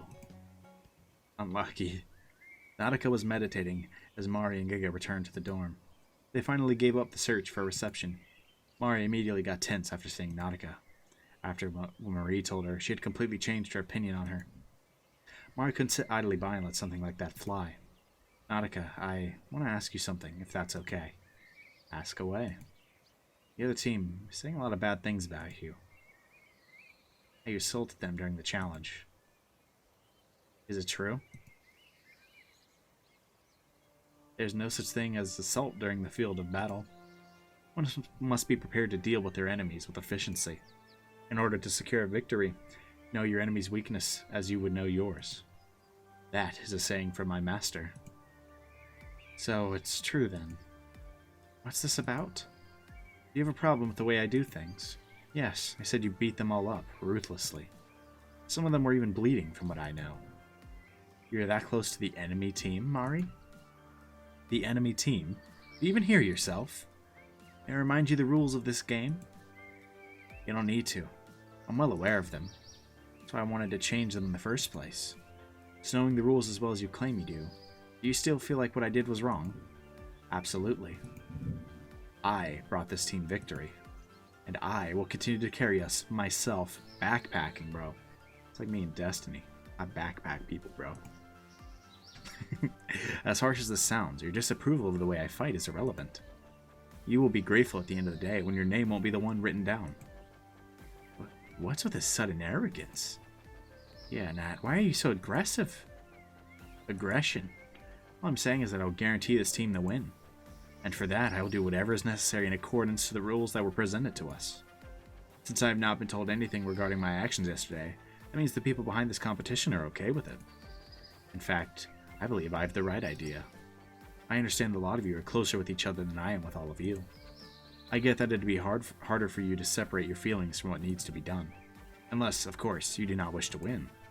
If that is the case, it won't be too long until you're back to Georgia, never to see this place again. As a bitter loser. I suggest you start cooperating and not criticizing. A game that disregards friendships is not a game. The whole point of a game is to have fun, not to defile or insult. You're wrong. A game is an event with only two outcomes, the win or the loss. It doesn't matter what is being played. There can be no other outcome than the two I just mentioned. I've lived my life with always having the win as my goal. And this game might be the luckiest endeavor I've ever had in my life. I will not be taking it lightly. And neither should you. Mari was visibly angry. Nautica stood up and got close to her, meeting her eye. If you get in my way, you'll be crushed. That's enough. This thing has clearly gone over your head. Nautica glanced at Giga with contempt and then laughed. I'm sorry, I suppose I took the joke too far. A joke, you say? Yeah, no one believes that. Tatia was at the center of the dorms. She raised her finger high and shouted, "Attention, attention.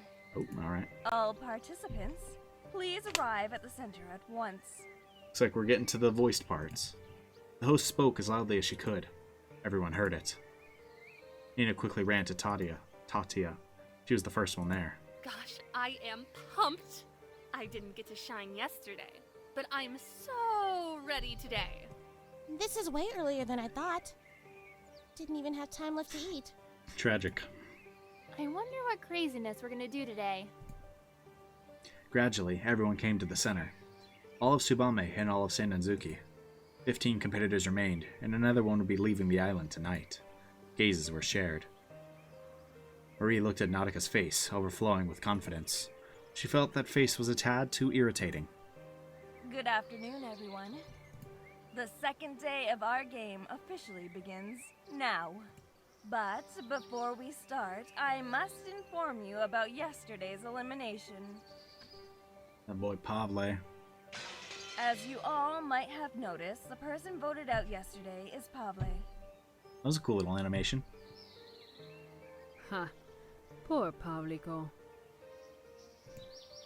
Before we begin, I'd like to present a new rule, a new addition. 3 idols like the one you found yesterday were hidden on the island. All 3 of them are powerful tools that can give you an advantage. They're hidden in various places, and you can search for them whenever you please. So make sure to be ready. Got some idols to find now. Advantages to the game? Now we're talking. It's like a Ubisoft game. You gotta find the collectibles. What's today's challenge then? I'm getting to that. Today's challenge theme is adventure. That means you'll be hiking through the forest. The objective is simple.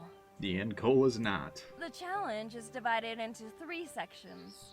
You'll have to overcome it and complete the quest to finish it off. The first team to finish all the tasks wins and will be safe from tonight's elimination. Now, I want you all to listen to me carefully. The winning condition of this challenge is this: reach the top and defeat the last boss. In other words, you're not required to have your full team present at the final stage of the challenge. In fact, the quests are designed in a way to call your numbers. I expect a lot of you will drop out before reaching the final stage. But of course, trying to keep the whole team together will still be beneficial in the long term. Let me 1v1 that boss. I'm throwing hands. Sounds good. Let's go. What are the quests? For real though, a boss is an interesting dynamic. It is the word they used, right? Yep, literally defeat the last boss. There are some capable fighters here. Namely Nautica. She gets there, that certainly won't be an issue. We call them the Gates of Rashomon. You'll be passing the first gate, and that's when the challenge begins. As the name suggests, there will be other gates as well. Rashomon? Sounds epic. But before you pass the first gate, you'll have to listen to an old story. An old story? Yes, it ties to the challenge. Listen carefully. 306 lore time. I'll start. Might it duplicate itself. The story begins in a small village up north. There was a man who lived at the top of the mountain, in solitude. The village knew of his existence. They knew where he lived, but he was never approached. No one spoke to him. No one tried to know him. He lived his life with grace, all alone. A frog in a well only knows of water inside its well. That well is its whole world in its finite universe. And to that man, his house was all he knew. It was his entire world, his own finite universe. It was flawless, a perfect haven. He did everything he willed, with none to oppose him. However, he was not complete. Only 2 can complete a universe, and also, only 2 can create another. That was the law of this world, a law no one could change. But the frog never knew of that. It only knew its well, and the sun that would shine upon it. Rest it did not know, so he felt alone, not knowing the reason. One of the villagers was curious of the man on the mountain. Her name was Suiyohime of the Eastern Temple. She was a young woman, loved by many in the village. She heard of the man being spoken by the villagers, the one that never came down, the one who would never say hello to you. Is that Suiyohime or Suiyohime? Like, maybe Suiyohime? I mean, there is a UI though. Suiyohime, bored one day, thought that the man on top of the mountain was interesting. She was searching for enlightenment, you see. Her heart's desire was to leave behind her attachments and enter the realm of the Buddha. She believed that the Buddha would guide her there. That this man and she herself were part of the same branching path of the world. She wanted to meet the man and ask him, who was he? What did he want to do? And she climbed, with her own free will, leaving paradise that would have guaranteed her safety for all eternity. She climbed that mountain, filled with treacherous paths and danger like no other. It took her weeks to climb and climb. After finally reaching the top of the mountain, she ran. She knew that her trouble was about to be acknowledged by the Buddha. She found the slope, the highest of the mountain. And she found that there was nothing there. There was no man, no house, no well, no frog. Just her in the wilderness. Suiyohime was all alone. The tale of the man was a lie. It was nothing more than a tale that the old told their young, to scare them from climbing the deadly mountain. It was merely a sad fairy tale. She took an axe and cut down a tree. She chopped and chopped until she built a wooden house. She started living at the top of the mountain, all alone. Eventually, she became the man at the top of the mountain, the very same story that she had been searching for. All alone, she lived there. She forgot her name one day and forgot the world soon after. The frog then started to believe that the mountain was the whole world. The mountain slope was all there was to the world. Nothing beyond, nothing before. Just the well, just the mountain. The frog died in its well, and it never once dreamed of spring. What does it mean? Sheesh. That's a depressing story. It's up to you to make a meaning out of it. Now, please take the devices we used yesterday. Is there like a meaning to that?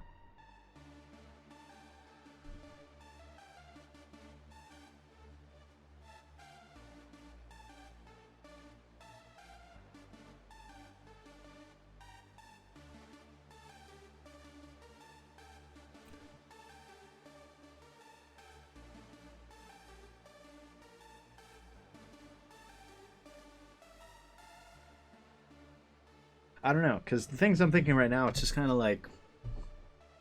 I feel like part of the, I guess, the moral of the story, if anything, would be how she left the village to obtain the unknown. And, you know, she found that it was a lie. And it just kind of, she kind of became that truth. And died alone, right? Without ever leaving the well. Right, so maybe it's simply just a cautionary tale against, you know, reaching out for that truth and the dangers of it. I mean, I could see that being relevant to the game, right? Maybe that's a cautionary tale to everyone. Like, if you reach out for this truth, like, you know, you might find that it's all a lie, or that things aren't as you thought they were, and that things won't ever be the same because of it, and kind of as a warning. Maybe that's a stretch. Maybe that's a stretch, but interesting to at least make something of it. Tatia handed the kids the transmitters. They all placed it on their temples. The fantasy factor in this challenge is higher than yesterday's, so be prepared. The device will also mess with your 5 senses, so if the challenge gets too rough, don't be scared. But you are not allowed to take it off before the challenge ends. Now, follow me, everyone.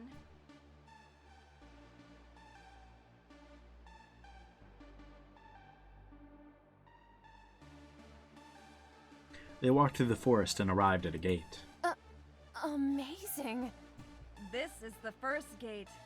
Tsubame Gaeshi and Sandanzuki. You'll be entering the gates one at a time. We have to decide who goes first. Rock, paper, scissors. How will we do that? Simple. A coin toss. Rock, paper, scissors would have been more fun. Heads is Tsubame, and tails is Sandanzuki. Back for a rematch? I am, and it won't end like last time. Bold, bold. Okay, I'm throwing it. Tatia threw the coin in the air. Nautica and Achi followed it with their eyes, and it landed. Which one is it? It's, heads. Tsubame goes first. Heck yeah! I hope this is an advantage. It will be. As for Sandanzuki, you'll be entering 10 minutes later. 10-minute disadvantage, sheesh. Tatia, who decided to leave something so important on a whim of luck? Hearthstone type B, you can't lose those 50-50s. Be better next time. Line up, Tsubame. Just play around it, just be better. Achi was first. Behind him, Levon. Then Marie, Tako, Guanza, Aracli, Tayona. Go! Tatia yelled. Tsubame kids immediately ran inside. They found themselves in a beautiful open field. They didn't even take a second to admire the scenery. It was a race after all. I'm gonna take a second to admire it. I really like this game's art style. I really do. It's honestly, it's not like an art style I've ever really seen before. I really like it.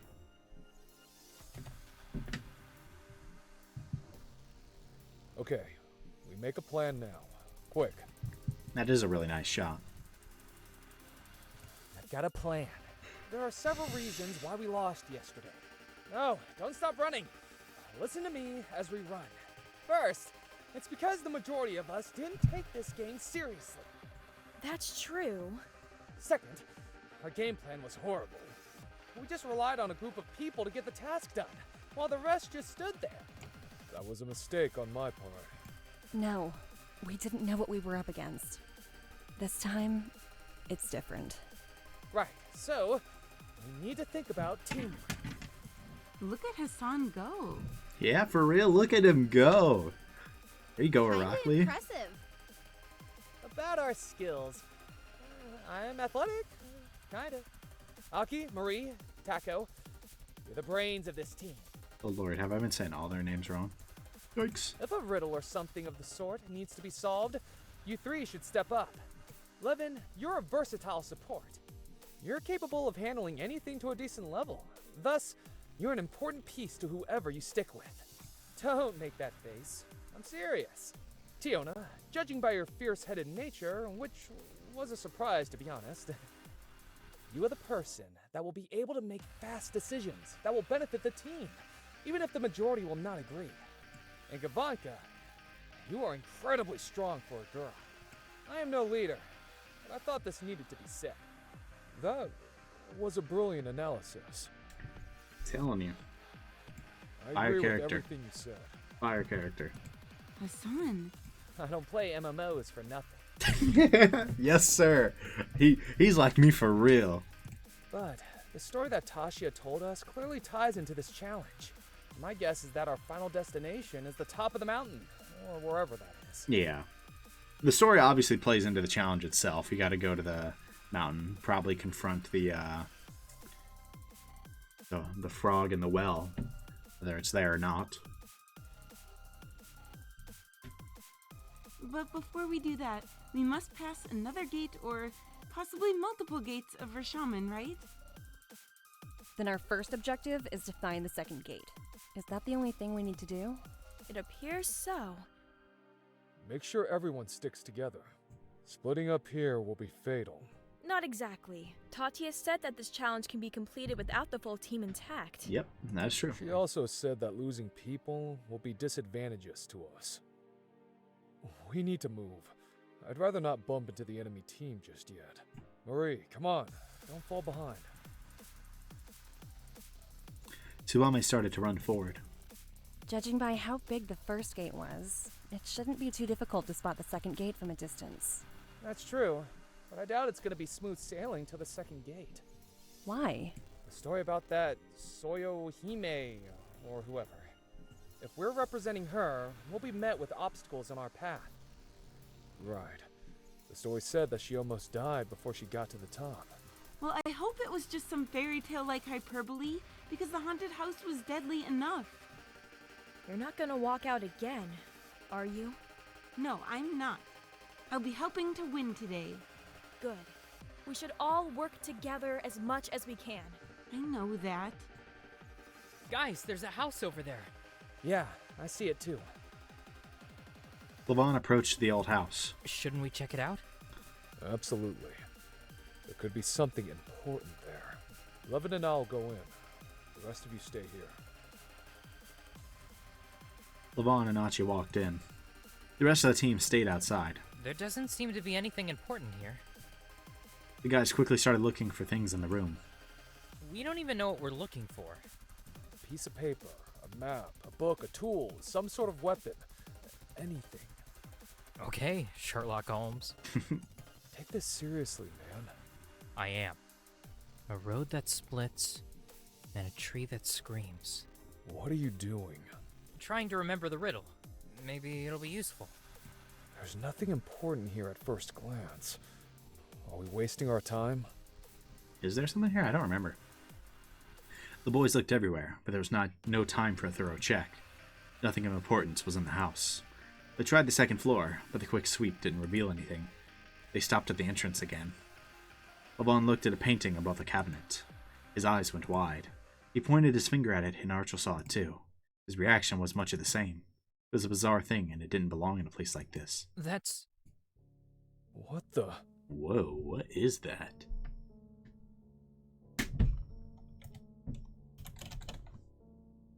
It was a painting depicting a trial?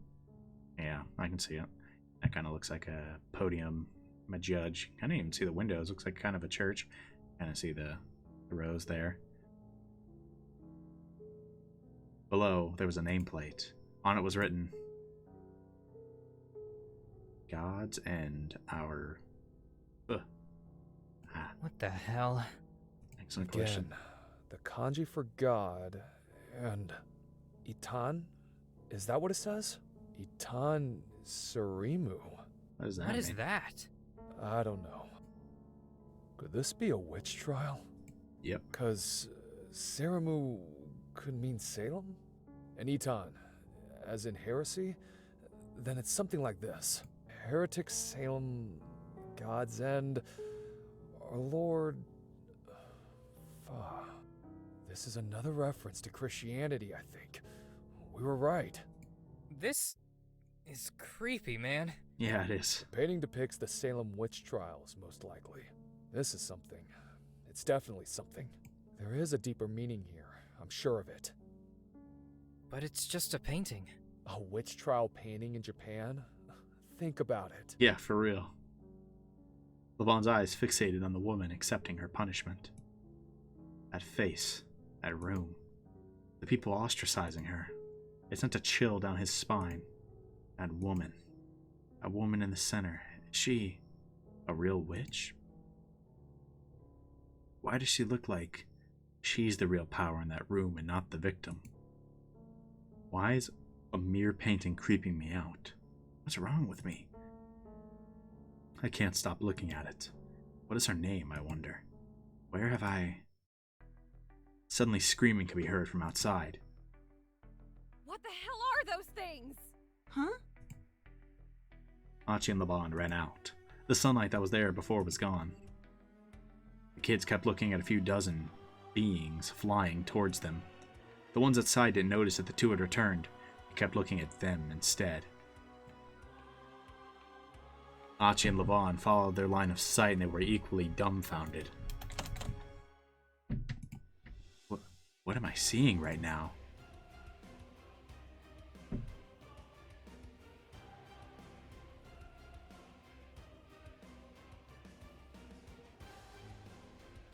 Am I crazy for thinking this song sounds familiar?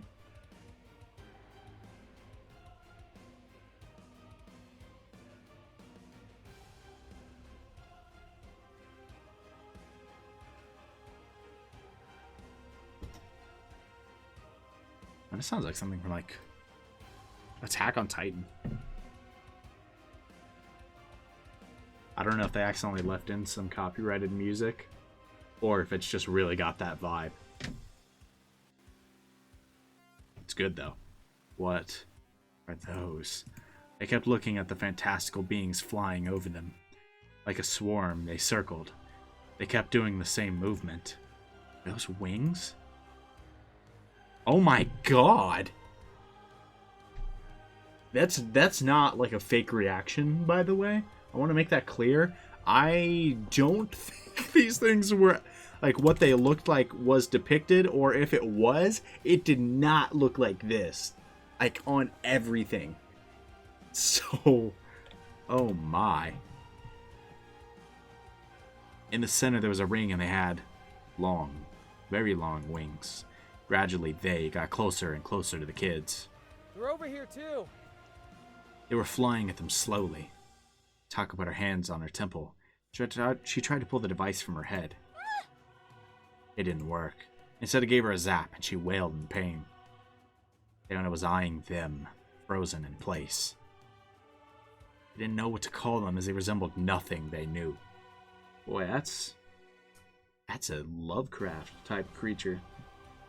That's a spawn of Cthulhu.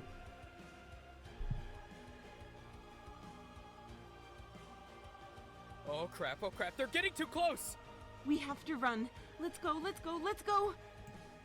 Everyone, run now! Suddenly, out of nowhere, one of the beings appeared next to Achi, grabbed him with its wings. Achi! Fucking let go! Achi kept hitting it with his bare fist, but it wouldn't budge. Suiyohime was stuck. Suddenly, Irakli ran up to the monster holding Achi. Take this! Irakli grabbed onto it, hoping it would release those wings. The monster hit Irakli with its wing, and he was thrown away. Irakli! They're closing in. Yikes. Avanza! Get out of there! The demon holding Achi flew in air, taking him away. Oh my gosh! We have to go. We have to go now. We gotta help him. He's done for. We're not. Yeah, it's designed to separate We you. have to go now. Otherwise, our whole team will be wiped out and we lose by default. She's right, Maru.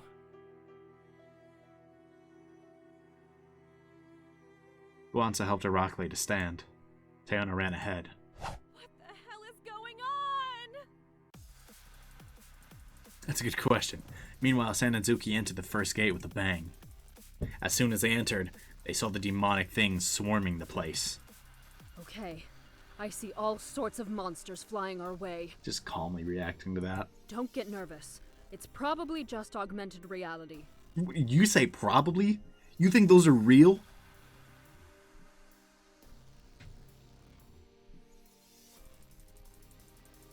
Unless...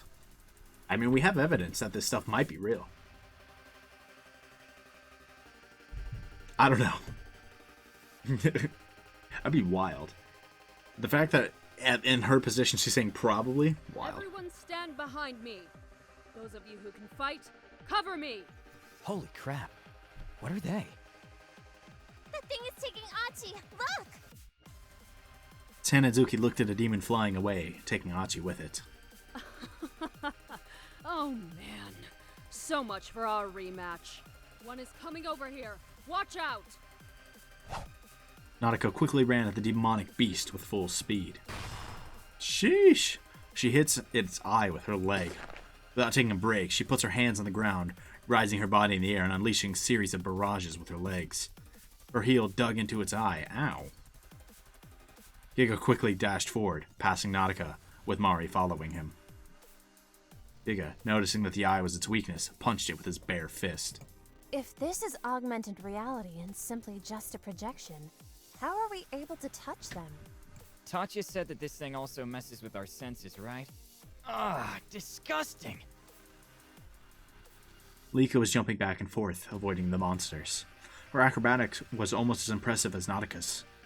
She'd been a K-pop dancer for over a decade. Something of this caliber was nothing compared to her death classes. Didn't think I'd ever use these moves like this. Just dodge them for now.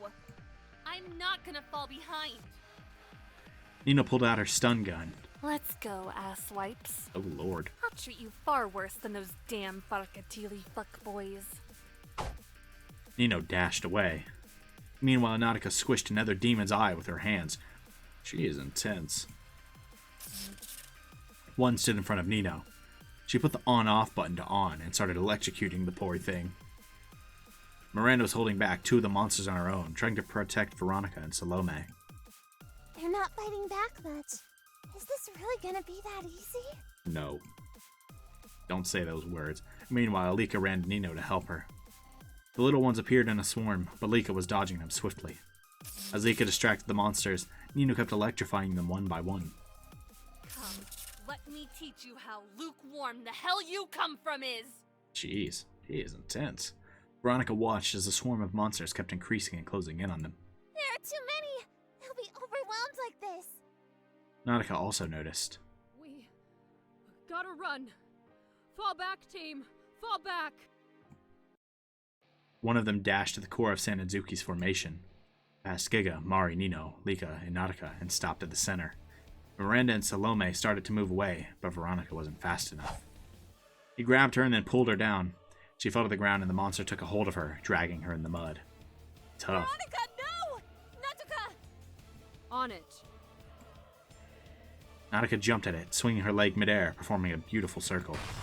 She squished the eye and the ring fell, wings disappearing. She helped Veronica stand up. Are you okay? I'm fine. Thanks. Don't mention it. I best get It's moving getting out then. of hand. We can't fight them all. We have to find some shelter, or they'll pick us off one by one. Yep. Sonanzuki, let's go. Don't lose hope. Power through them. Nautica led the way. The team followed her. They ran to the enemy territory. The demonic creatures tried to grab them as they ran.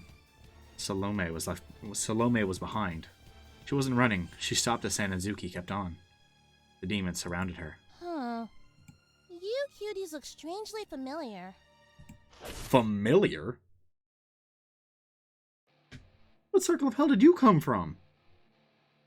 One of the demons slashed away at her and she fell. It dragged her unconscious body away. Dang, was that necessary, bro? We've lost Salome! I can't see her anymore! It doesn't matter. Move! Move! Step number 6 now. There's a house over there. We can hide inside. Sanazuki ran inside. Someone bar the doors. Use whatever you find. Nino, stand guard at the entrance. Come, let me teach you how lukewarm the hell you come from is. That's a replayed line. Oh well. What in the world were those things? It was a hard line, so I'll listen to it again. They felt like actual physical beings, right? What the hell is this tech? Is this really possible? No. How the hell does it work? I don't know. It could be real. We'll have to see. That line is just unvoiced. Doesn't matter. It could be robots for all I care. They're the first enemy of Rashomon, thus we have to defeat them. What we need to do is find the second gate before they catch us. We've already lost Salome. Tatya wasn't joking about calling our numbers. They lost Achi, though. We're even. I doubt there's anyone competent left on that team. That puts you still ahead, honestly.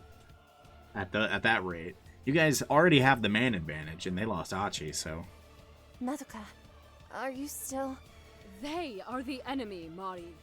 They are our friends! Out in the real world, maybe, but not here. Again with this crap! I mean, I can see both sides of this argument, really. You aren't cooperating very well, are you?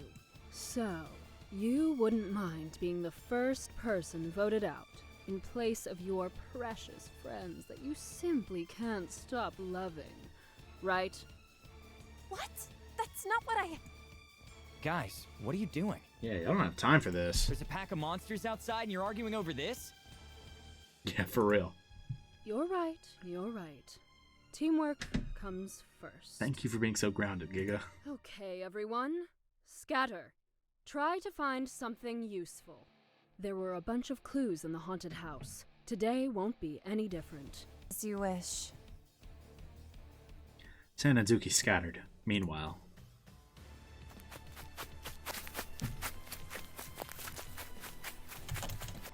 That's a nice shot. Tsubame eventually found themselves in a bamboo forest. Many of the beings were still following them. Guanza was pulling Tako's hand, dodging bamboo trees left and right. She thought she'd be ready for anything today, but bizarre demonic creatures was too much. I can't believe I'm saying this, but I want to go back to the haunted house. I want to go back to the haunted house. Poor Tako. Everything's gonna be alright. Just don't stop running. Tayana was in the lead as the rest of the team followed. Marie, are you okay? Marie hadn't said a word after the creatures kidnapped Achi. What? Oh yeah, I'm fine. Goodness. I'm just really not used to running. This long. I wonder where that thing took him. Did it really take him? Can we say for certain that what we're seeing right now is real? I don't know what to trust at this point. What I know for a fact is that if we continue running like this, the exhaustion is going to hit us pretty bad. Irakli was falling behind. Irakli, are you okay? Yeah. There's nothing but a scratch. Don't worry. Poor dude. Don't touch the wound. I'll tend to it once we outrun these things. Yeah, thanks. Poor dude. He didn't need that eye anyways. He finally came out of the woods. Actually, I hope it didn't hit his eye. It was pretty close at the very least. But as soon as they walked out of the forest, they found themselves in front of some ruins. Is this the wrong way? Where are we supposed to go, damn it? No other way around it. We've got to fight. Surely, they would have set some weapons up. In games of survival, there's usually weapons scattered around everywhere. Please don't tell me you're basing that off of an online video game. Perhaps. I do, and I'm tired of pretending it's something I should be ashamed of. I respect it. Gamer pride. But maybe you're right. I mean, they can't expect them to be completely defenseless, right? Marie was exploring inside the ruins. He's right. Just look at this stuff. They saw an old rusty wooden table. On it were placed different weapons. Good find. We can use these. Ooh, I'm taking the bat. I always wanted my own Lucille. Guanza quickly grabbed the baseball bat. A katana for me. Look at this sweet naginata. I'm taking this. Is this a gun? Oh yeah, stay strapped. Just take it. Fine, gun it is. Nothing makes sense at this point. Stay strapped. Marie took some old Chinese-style bladed fans. There's no way I'll be able to fight with these, but they fit my aesthetic. I'll take the shuriken. Everyone ready? Admitted that it's just for the aesthetic. You know what? I respect it. You admitted it at least. Whoops. Suiyohime! Araceli got in front of everyone. Suiyohime. This CG cold. They're about to go at it, bro. We've got nothing to fear. We can take these Eye of Sauron wannabes any day. Ignite your souls with the purest form of chivalric energy and fight until you all die in glory! Whoa, we're not trying to die. And beyond! For Frodo! Hassan, shut the fuck up. Suiyohime lined up. Guanza with a baseball bat, Taka with a gun, Marie with fans, Teona with shuriken, katana for Araceli, and naginata for Levin. Laban, excuse me. Wait, it might be Levin. I'm pretty sure it's Laban. I hope it is. If not, I've said it wrong this whole episode. My bad. The eye demon saw the group and quickly flew towards them. They yelled out a war cry and ran. Araceli charged in, the rest of them followed just as quick. A mayhem was about to begin. Oh my god. Taco fired a bullet, almost killing Guanza. Jesus, you gotta be careful with the strap. Careful with that. Guanza swung her bat and smashed the eye demon to the ground. What, bitch? Lick Lucille. Oppa, man. this isn't the Waking Dead. Waking Dead. Marie tried slashing them with her fans, but she was unsuccessful. Laban, however, was making some progress with the naginata. As for Araceli, he was completely in his element. Twirl, dodge, jump, slash, aerial, uppercut, evasion, dice, backflip, charge, dash, and slice. Whoa, wait. Did he actually channel his inner Gandalf? Oh, boy, Gandalf didn't use a katana last I checked. Come on. That boy, whew. He said, yeah, I'm in an MMO now. Yeah, that boy's just going through his cooldowns. What can he say? He's got the rotation set. Ira? How are you doing all that? Dark elf magic, dude! Oh, also, my mysterious ties with Russia. He has mysterious ties with Russia? Hold up. Marie chuckled hearing that. I hope that was just a joke. Teona kept firing her shuriken with precision. She wasn't half bad. Suiyohime was going forward at last. They were crushing the eyes left and right. After the eyes were stabbed, the outer rings fell to the ground with their wings. Only one left. I'll take care of him. The eye demon that was left was a little larger than the rest. Hassan, wait! Araceli tried to stab him with his katana, but the eye monster guarded itself with its wings. Araceli, get out! Poor dude. Guanza jumped in front of Araceli. Oppa, no! The eye demon grabbed Guanza by the throat with its wing. Ugh, by the throat? Lucille fell to the ground. Guanza placed both of her arms on the demon's wings. It was choking her. Is that thing seriously suffocating her? Are we in a game or deathmatch? Brutal.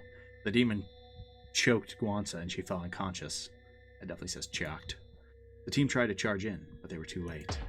The demon flew away, taking Guanza with her. The sudden enthusiasm was once again met with severe consequences. Opa, no! Is she gonna be okay? They were enthusiastic, having fun with it for a second there, but reality came back to them. What the fuck? What the hell? It'll be fine. It's a brutal challenge, but nothing fatal is going to happen here. This is still just a game. Our lives are not in danger. Everyone, just calm down. Where are they taking them? Are they even taking them? I can't tell. Is this what a bad trip is like? Meanwhile, in the infirmary.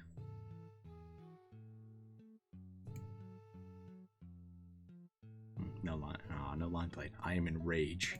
Did you try to talk to the demon too? Salome and Achi were in what appeared to be some sort of an infirmary-like tent, completely fine. A man in a uniform came, carrying Vansa to the bed. What the fuck? They took you too? Ow! My head! No, my throat! Nobody chokes me without my consent!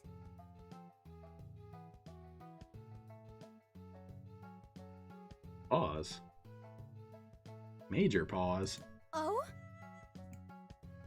She finally noticed Achi. Archil! You're alive! Vansa hugged Achi. Don't hug me. Get off. Tell me what happened now. They were all fine. Sanazuki was still at the house they barricaded in. They were surrounded. The outside of the house was swarming with demonic beasts. We're pinned down. Unless we figure something out, we'll lose by default. But what can we do in this situation? I think we need to risk it and run. Full speed ahead. I mean, yeah, that's all you really got, huh? We'll lose a few, but that's better than everyone being wiped out, right? Whose brilliant idea was it to come into this house in the first place? Ooh, unlucky. Mari's. Mine. Sorry. I didn't anticipate this. Brutal. That's the problem. You didn't anticipate, and you led the whole team into a massive death trap. I mean, you're not wrong, but... Did anyone find anything important, though? In the house, that is. Not me. Neither did I. Giga glanced at Mari. She didn't catch his gaze. I've decided what the best course of action is. That boy found something. What is it? We sacrifice half the team, while the other half gets away. What? You can't be serious. I am. It's our only option.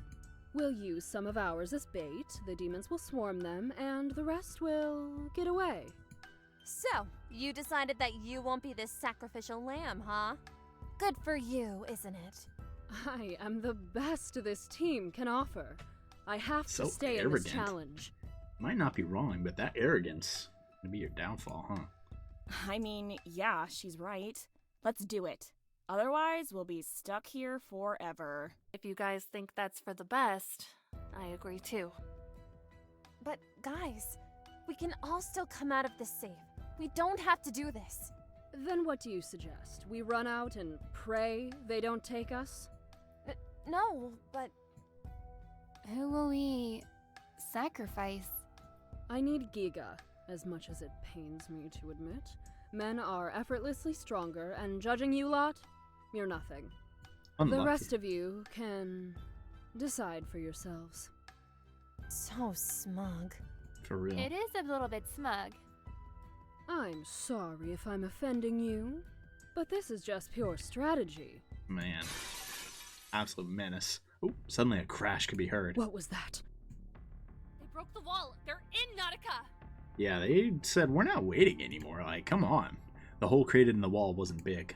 The eye demons flew in. Nina quickly stepped in front of her team. She was waiting for the eye demon to make the first move. Her piercing eyes looked monstrous and powerful. She kept analyzing and calculating, anticipating movement. And it charged in. Without breaking a sweat, she flipped, standing with her hands. A leg of hers smashed the eye of the monster. Not stopping, she climbed onto its ring and used it as a stepping stone, jumping over to the next one. Sheesh, Nina, okay. The fight had begun. Sanazuki screamed in horror. All plans are out. Run the hell out of here. Go, go, go! Nautica smashed the nearest window and jumped out. Giga, Giga, come on! Ah, crap. Ino couldn't handle all of them alone. There were too many. One of them had caught Giga's leg somehow with its wings, dragging him away. No! I'm done for. Unlucky. Go! Mari jumped out of the window, leaving Giga. Giga was already gone. Giga makes more sense than Giga. Maybe? No, I'm just gonna maybe try to get confirmation on some of these. I keep saying that. I'll just stick with what I've been doing all episode. Miranda and Veronica stood at the corner of the wall. Miranda was in front of her. There's no way out! This is not how I thought my performance would go this time around. They're getting closer. Naruka, you better win! Miranda and Veronica were taken away. Lika was nowhere to be seen. Meanwhile, Nautica ran full speed ahead. She didn't know which one from her team survived, but she didn't care. She knew, as long as she was in the game, they had a chance to win. Mari was running as well. She was all alone, surrounded by these horrific monsters. She ran for her life. She wasn't a girl who easily gave up on anything. There was always a chance. That was her life motto. So, she ran. She refused to lose. Unfortunately, she bumped into one of the demons. She fell. She looked up and looked at the monster. Its disgusting eye terrified her. Being in front of it made her almost forget that the monster was a fake projection. Was it really just augmented reality? She could smell it, feel it, touch it. Something was wrong, and she didn't know exactly what. The monster raised its wings. Gotcha. Out of nowhere, Lika body slammed the demon in its eye. The ring fell immediately on her body. She body slammed that thing? Sheesh. Oh, jeez. Hold on. Whew.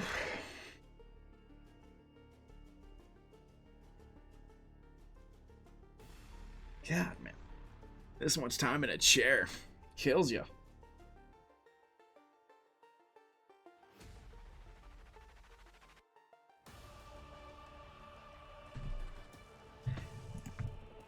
Go, quick!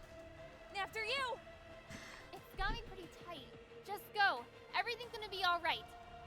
Why did you save me? You should have just continued running! Another sacrifice. It's so easy to lose yourself in this challenge. For a second, I thought you were really in danger. Just Fair. go. Go and win. I will! I promise! They're coming! Go! Now! The demon started dragging Lika away. Interlude. Nautica.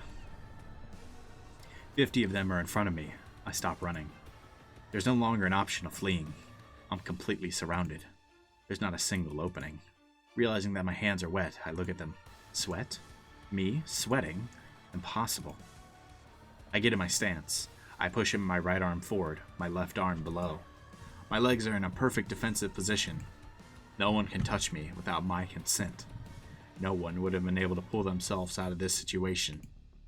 But I'm Nautica. I'm Nautica Bidzanashvili, and this is nothing. Calm down. Calm your heart, Nautica. It's time to put everything Ragava taught you to practice. I've been waiting for this moment my whole life. I am in the Rashomon, where the great Oni gather. Isn't that right? The only Oni that ought to be feared here is me. The first time ever, what I've learned my whole life will be used in full force. Nothing could make me happier. I put my hand on my earring. The monsters roar. They make a screeching sound. I can feel the adrenaline, every muscle moving in my body. They're screaming in their shrill voices, and I answer their scream as I charge. In a few seconds, we'll make contact. I have to crush their eyes, one after another. Time slows down for me. I keep remembering my master, Lavan Rogava. The man who taught me everything, my lifelong friend. I will honor you in this fight. No, I will surpass you right now, right here. I wish you could see me. What I'm about to do will be first, even for you. 2 more seconds until contact. Rogava's face keeps flashing in my mind. Those who follow this path. That's a really cool look. Our path. The ones who would strive for all good and condemn all evil. I recite the chant Rogava said when I first joined our dojo. The body and the spirit. The real weapon bestowed upon us warriors. Going beyond defeat, our spirit burns. If you obey our ambition, then answer. If you say you shall protect the weak, then swear it. If you revere justice, then stand. Henceforth, you are a weapon of Goijuryu. I messed that up. Fearless warrior, you stand equal to us now, and strength is in unity. Come! Nautica's going at it. The contact has been made. Crush, block, sidestep. To the left, Nautica. I jump and then I crush its eye onto another. Use your opponent's weight against them, their strength against them, their power to my advantage. Every move is important. A mistake cannot be allowed. One slip and I'm done. Hit them with all you've got. Don't hesitate. Don't be blinded. Rid yourself of all emotion. You are a tool, a weapon. A weapon that knows no defeat. The finest sword, worthy to have been forged by the greatest Muramasa himself. The moves I perform are historic, from a culture of a far-gone world now lost to us. It cannot be defeated by the likes of you. I'm laughing. I see. This is truly the day I feel the most alive. Interlude over. She's something else, bro. OP. Meanwhile, Suiyohime continued their journey, climbing and climbing up the mountain. So, are we really enacting the story of Suiyohime? Seems like it. But the story ends with Suiyohime not being able to find the man on top of the mountain. Is that what's going to happen to us too? That'd be tough. I have a theory that the final task is going to be about something related to Suiyohime. Really, Captain Obvious? Unlucky. I mean, true. Rude. I think we'll have to find some sort of answer, or some kind of conclusion, a meaning. The question is Suiyohime a protagonist or the antagonist of the story? That's a good question. Are we supposed to be on her side? Or are we supposed to be condemning her actions? It's not like she did anything wrong. I wouldn't be so sure about that. She did try to abandon her humanly attachments or whatever. Maybe that was her mistake? No, that can't be it. The path of enlightenment calls for an active abandonment of worldly attachments. Then again, this might not be a pro-Buddha tale. True. Maybe. Hey, Mar. Before those things took Achiko, we found something weird in that cabin. Oh, really? As expected, then. A painting. Oops. Achiko thinks it was about a witch trial. There wouldn't be things like this in the game if it wasn't important. He thought the same. We'll need to think about this more later. They were slowly making progress towards the top, but everyone tried to hide their fatigue. Taka was helping Irakli walk. Tayona was walking behind them. Irakli, can we talk? Sure? Did you think about what I said? About an alliance? Tayona, are you still mad at us? I'm not mad. I'm just trying to play this game. I mean, fair, that's what you gotta do. Tell you what, we can talk once we're done with this challenge, okay? Wait, what's that? There was a huge boulder, and a figure could be seen on it. She was wearing a white dress. No, it was a kimono. She was standing still. I like that design. The children noticed her immediately, stopping movement.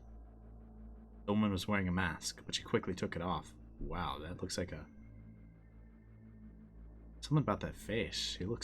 She's like in agony, bro.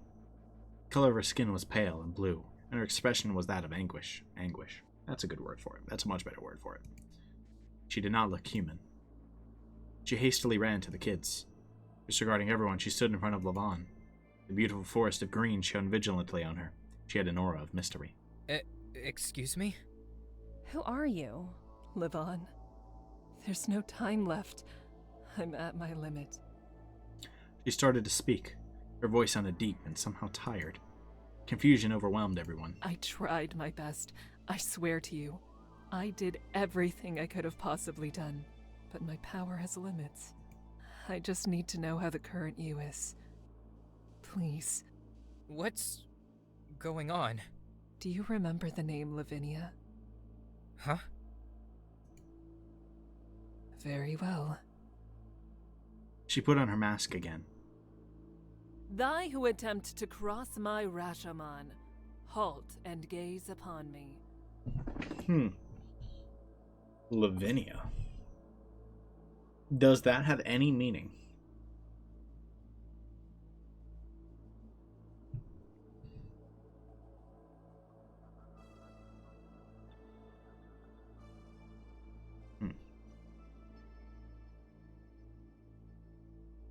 It's one of those things. I don't know how far this game is willing to go with the crazy story.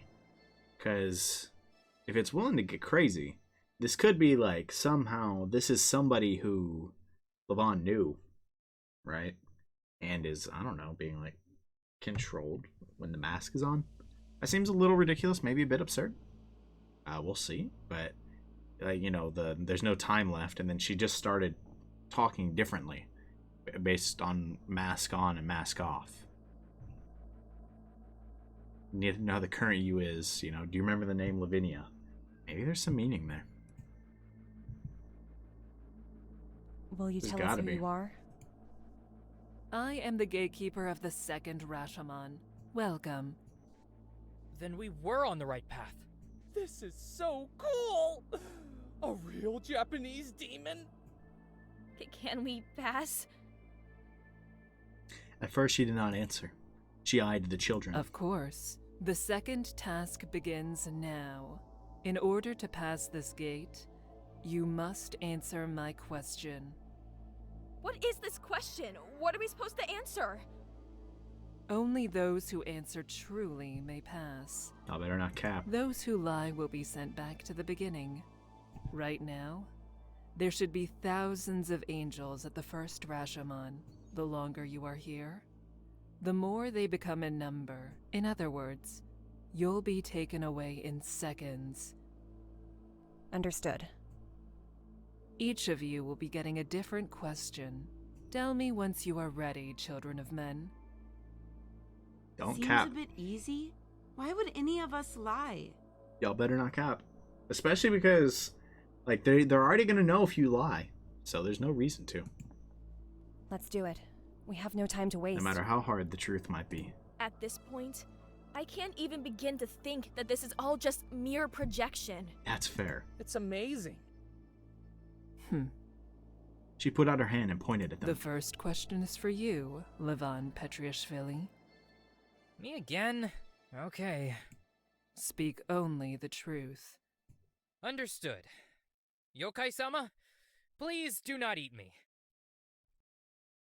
Do you really not remember Lavinia? There was some sort of desperation in her voice now. Ugh, man. I feel like this is somebody he's supposed to remember. Maybe this is somehow an important part of the story. Like later on, Levon was confused. This was not a name that he had heard before. He didn't know what to answer. Lev, you better answer something. We don't know what might happen. I'm sorry, but I don't know what you're talking about. Are you sure? Look within your heart. I'm sure. Yeah. I'd remember a name that sounds like mine if I had known someone like that. Ooh, man, that does sound like desperation, right? Their goal is, as a gatekeeper, is to keep them from going through the gate. See if they're answering truthfully or not. Not to plead for them to look in their heart. What was the name again? Lavi? Was I wrong to answer like this? Even after a millennia, a miracle won't repeat, huh? What? What is going on here? Even after a millennia, a miracle won't repeat.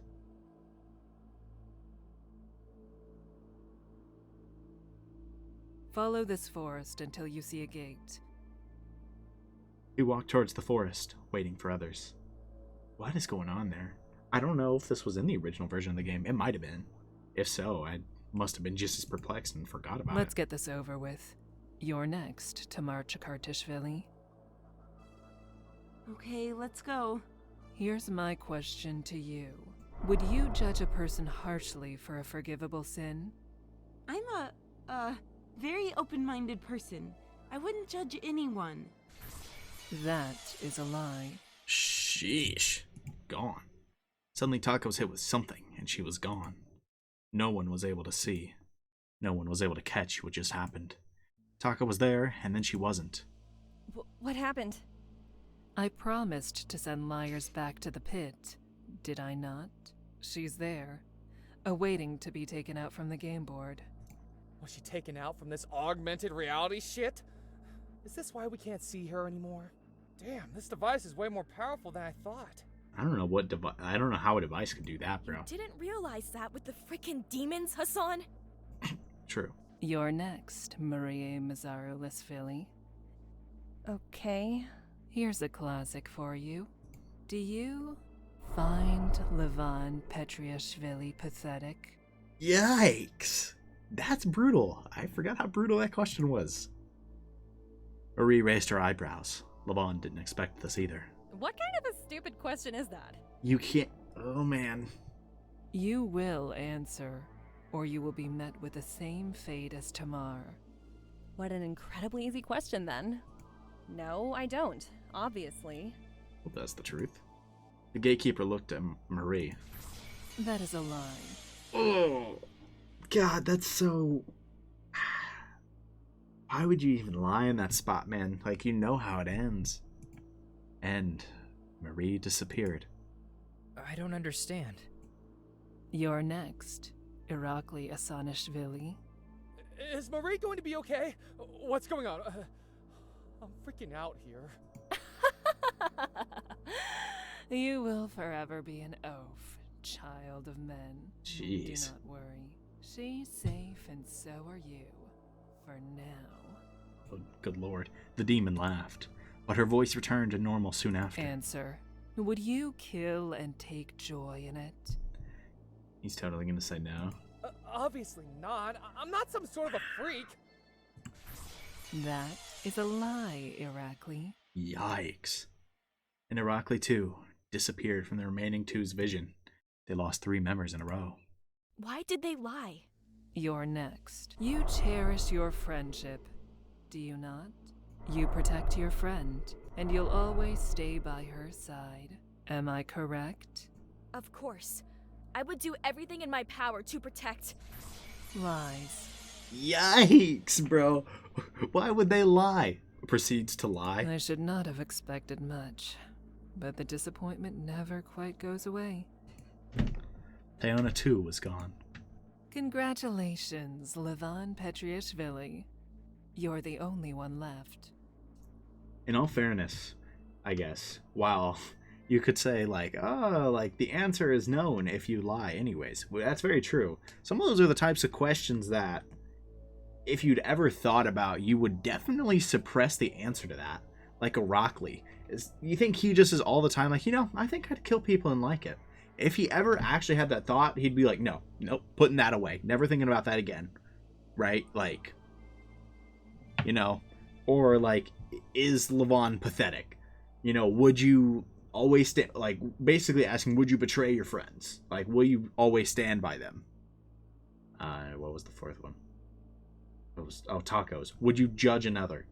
Right? Those are all things, like, you'd think you're like, no, I would never do that. I never judge someone. I never enjoy, like, killing. I never betray. But I guess somehow they know that's their dark secret, right? That they hide from themselves. I guess that's the thing. They hide it from themselves. Walk forward. Follow this path and you will find a mansion. There, you will find your final task. Time for the final boss. And the gatekeeper disappeared in mist. I'm all alone? That's got to be heartbreaking, especially after Marie's question, bro. Half of the day was already over. Now, all that was left was to set the stage for the final battle. Nighttime fell gradually, with the blood moon casting its dark light onto the forest. Was it all fake? Not that it mattered. Under the blood moon, they will fight till the climax of this challenge. After all, the creator of this tale wills it so. Oh, Jesus. That's intense. Nautica smashed the eye of what seemed to be the 45th demon. There was no end to them. Her hair had been messed up, clothes torn, scars all over her body. She didn't stop, however. She kept jumping one after another.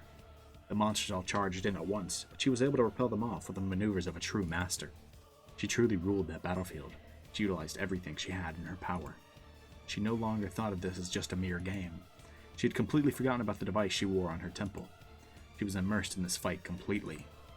While to an outsider's eye, this fight seemed like an effortless win, the truth was Nautica didn't miss a second. As she moved her body, she kept thinking about her every move, observing her enemies to the best of her abilities, not missing a single opening or their mistake. She exploited everything to her advantage. She could keep this up, but not for long. Once her mental fortitude would show fatigue, her analytical ability would diminish and she'd react too late. That would be a complete game over. She flipped backwards to avoid the upcoming wing. She had to get away and catch her breath. There was a cliff going up. Nautica tried running towards it. Some of the demons flew over her, awaiting her at the other side. She had been pinned down again. Nautica stopped running, accepting the fact that there was no escape. Natuka! Huh? To her surprise, a familiar voice was there. It was Mari. She was behind the demons on that cliff. Her mind immediately made a click. She knew how to escape now. All she needed to do was give the predator a new prey. Come, help me! She called out to her, hoping the other girl's altruistic heart could be used to her advantage. Once she'd get there, she'd offer her up to the demons. And then she'd run to secure victory to her team. She was necessary. There was no other choice. It had to be done. She affirmed her decision once more and started calling for her again. Come here, Mari! Mari! Mari knew that there was no way Nautica could have walked away from that death trap. If she jumped over there, they'd both be taken away. She's right. She couldn't risk that. Mari, what are you doing? We'll lose like this. No! If I come there, I'm toast! There's gotta be another way! Fucking listen to me, you little twerp. I'm the only chance this team has. If they take me, we're done. And if that happens, I will personally make it my goal to see you out of this island. Sheesh. Help me, now! Mari didn't like that response. Your arrogance has no limits. True. You think I will do your every bidding just because you're yelling aggressively? Be taken away for all I care. I will win this challenge myself. You that CG was cold, by the way. Traitorous waste of space! You will regret this. You will regret this! Consider yourself eliminated even if you do win. Mari walked away and continued running toward the mountain. Nautica got into her stance. She roared like a demon, looking more frightening than any opponent she had faced today. She spread her fists and charged. Interlude, Laban. I'm pissed. I'm so fucking pissed that I can't stand it. Me? Pathetic. She thinks I'm pathetic? I bet it's some sort of feeling sorry for him kind of BS attitude. I get that she loves me, but is it out of pity? Fucking hell, I'm mad. Every time I've been in a funk, she was the one who snapped me out of it. Maybe I overshared my problems. Maybe I spoke too much about things that a guy my age shouldn't talk about. Assuming what that weird gatekeeper woman said was true, she thinks I'm pathetic. Weak. What the fuck is going on anyway? What's with this red moon? I've never seen something like this. Is this all this damn device's fault? I don't know what's real and what's not anymore. Move your legs, you useless piece of shit. Oh my god, Laban. Where the hell am I now? Okay, calm down. I need to calm down. I've burned many bridges in my outbursts of anger. I need to think this through calmly, like she would. I respect her opinion way too much to disregard what she thinks about me. She have no faith in me at all. But why would she? Let Nautica beat the hell out of her. I have no clue where I'm running. I have no clue where I'm going. I ought to be afraid of situations like these, but I'm surprisingly full of adrenaline. Marie. I'll be someone you can be proud of. Promise. Interlude. Over. Dang.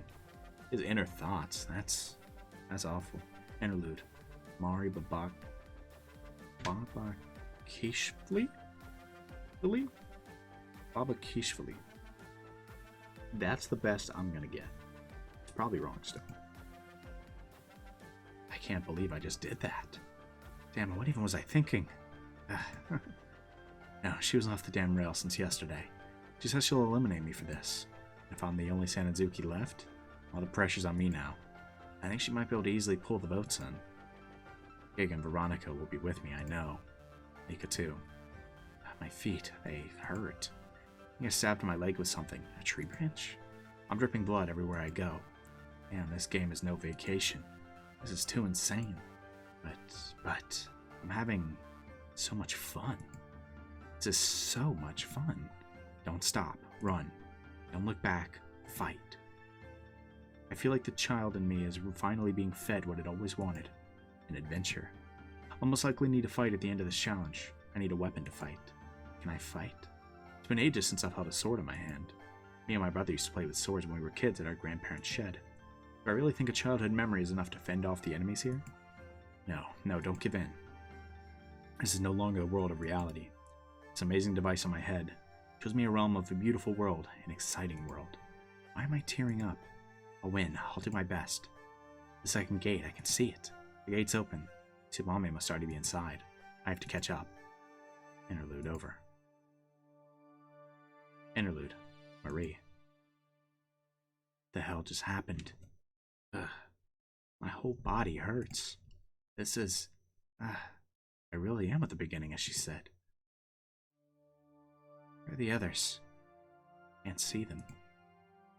I crawl and look up at the red moon. It had become nightfall before I even realized it.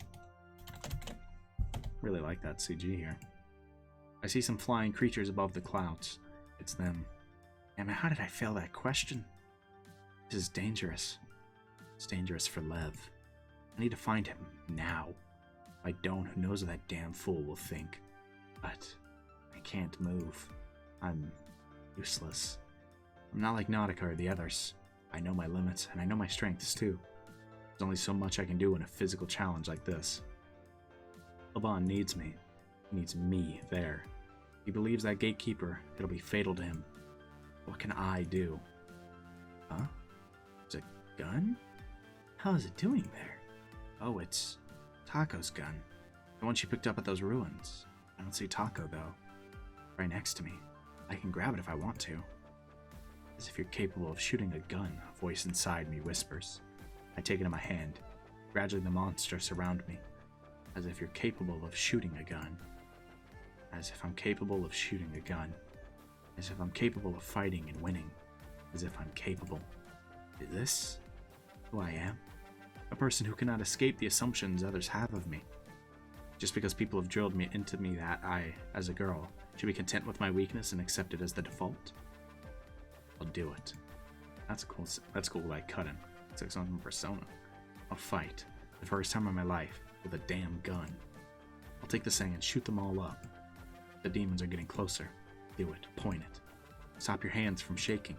Put your finger on the trigger. In this realm of madness, I can do it. I'll destroy them, and I'll walk up to the second Rashomon all over again. I will. You won't be facing whatever's left alone. I walk forward. I can feel the wind messing up my hair. My hair sticks are falling, and the red moon above me is reflected on the weapon that I hold. That's some nice... She's got some strength for this one. Feels empowering.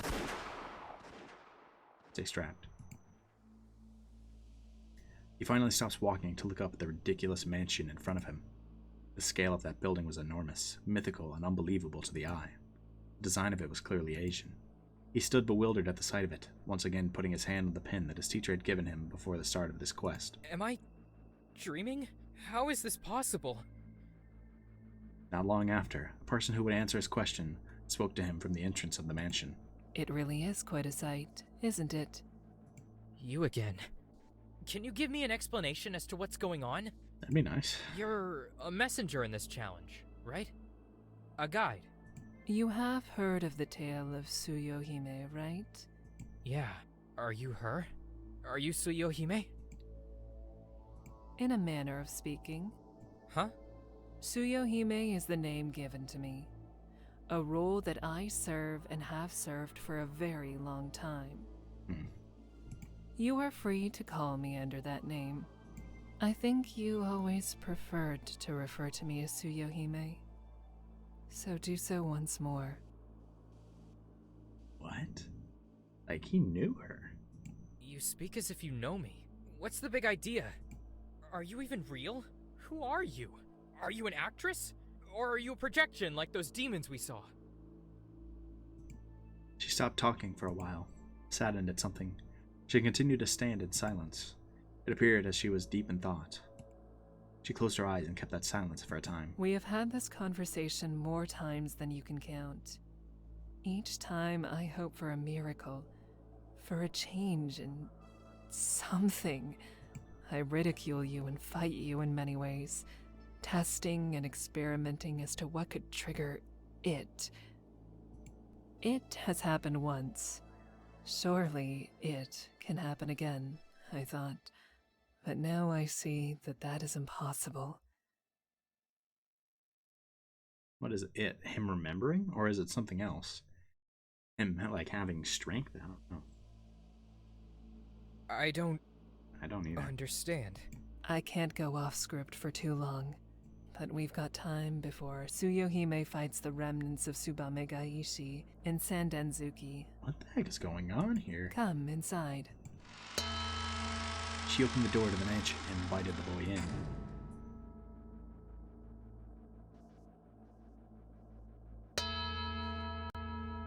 Holy crap. I just can't wrap my mind around this. It's like I'm in an anime or... Levon, listen to me very carefully now. You are in grave danger. Not just you. The rest of the children of 306 as well. Noted. What are you saying? Focus and think. Find the loopholes and contradictions in your memories. Once you notice them, you will realize where you are. Okay. You do not take this seriously, but you must listen all the same. What is going on? Was this in the original? I don't even remember. Forces beyond your understanding are at work here. The very entities that you have denied as fairy tale are real. Do not question the reality around you. Take it all in. There is no mimicry. There is no falsehood or a reflection of some sort of advanced... what do you call it? Technologies? This mansion. Me, Suiyohime. The angels and the house of the Reverend you all saw yesterday are the reality you currently reside in. It's getting interesting. I know this must all seem ludicrous to you, but it is the truth. It's all real? Take my hand. The ghost tried to reach out to Lev. He answered, and their palms intertwined. Do you not feel that? I'm about to force a trigger in you. This will be a painful experience for you. I'm sorry. Levon was visibly in fear now. If everything was real and not fake. But before that, you've heard of the tale of Suiyohime. Let me tell you her real story. The ghost looked absent-minded, in search of her past, not knowing where to start. She was not from an Eastern temple, or from any temple really. She was merely a little girl living in a very secluded village. Is this gonna somehow go back to Salem Witch Trials? She had friends she cherished, people she loved, but the village she lived in was cruel and strict. This looks like kind of Western design. Everything had to be followed. The rules were absolute. No one was allowed to break them.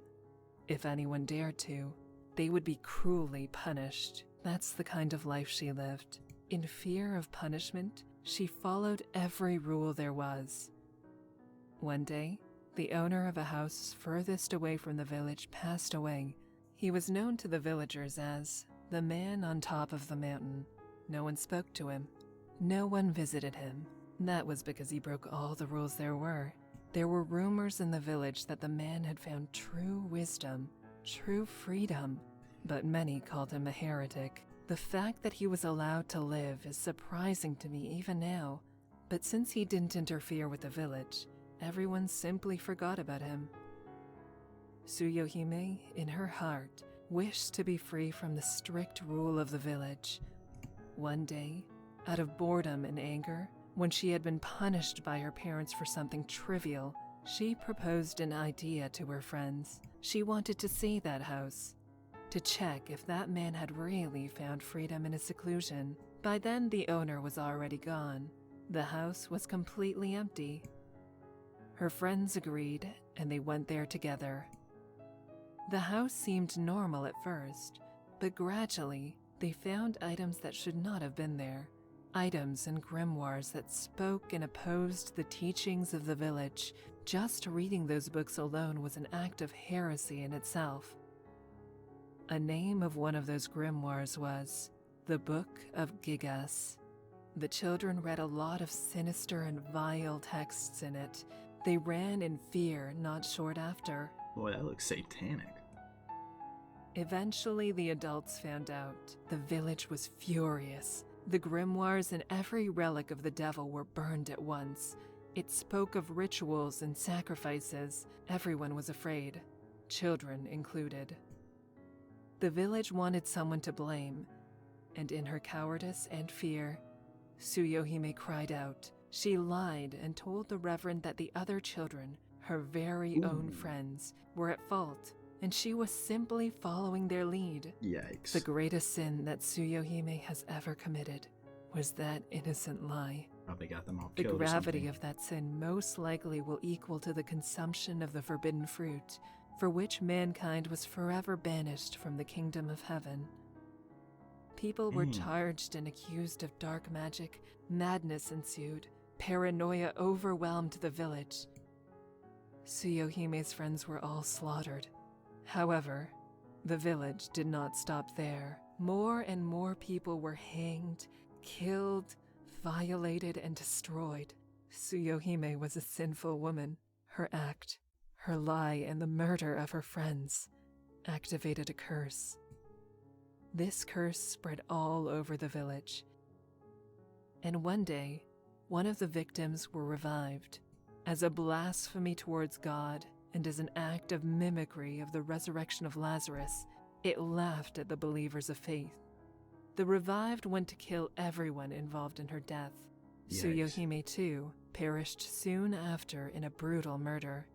However, the curse did not stop there. It had spread to proportions beyond belief. I don't remember if this was on the original game. I feel like it wasn't. It's interesting. Book of Gigas spoke of a ritual that needed specific conditions and enormous preparations. The search for the correct vessels that would serve as proper sacrifices took the revived corpse centuries, but she found them.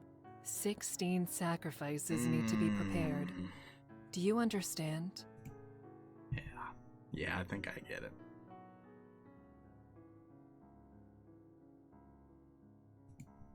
I do not know what the completion of the ritual will do, but I do have an idea.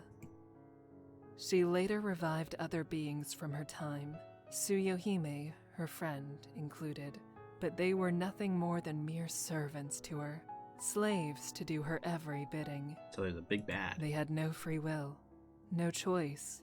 However, by some means, Suiyohime broke free from her control. Realizing what her friend had become, she decided to oppose her. And so here I am. My endless battle with her continues to this very day. Odds that it's Tatia? She is unaware that I am free of her control.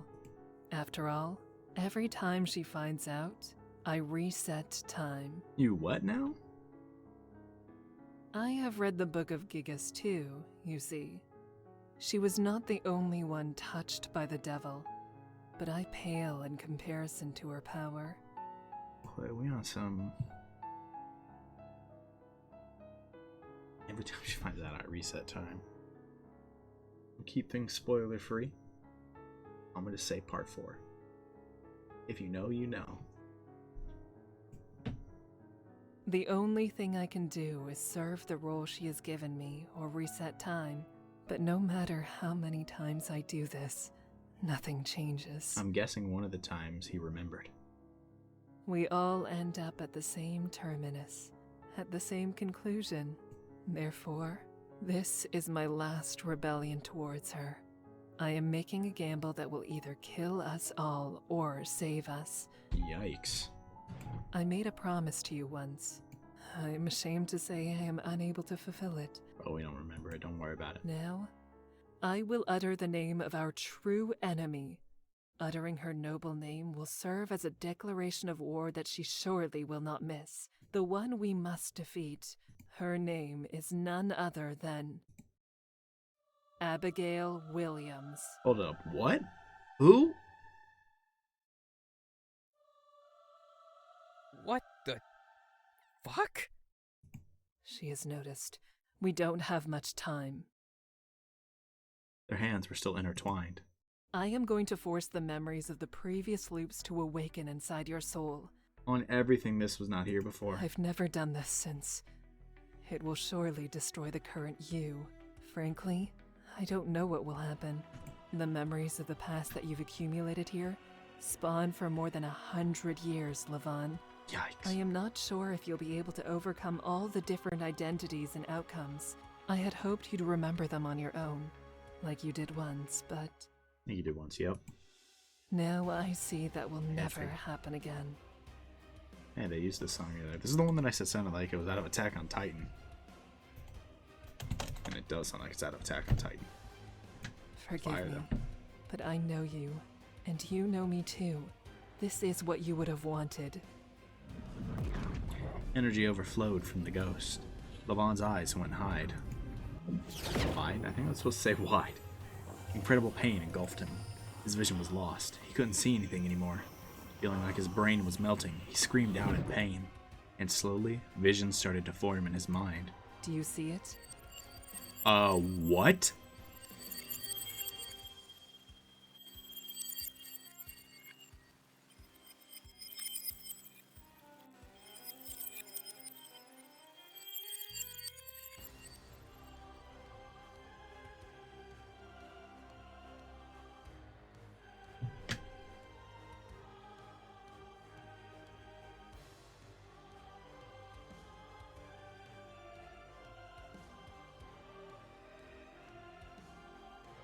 Yo, I am dumbfounded.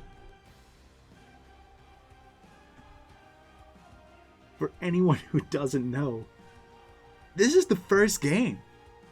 Those are all CGs from the first game.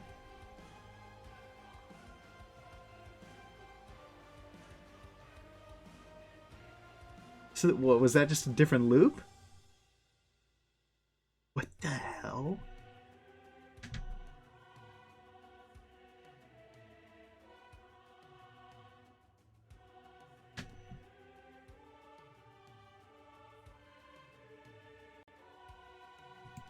Yo, this is one of the fattest plot twists I've seen in a minute.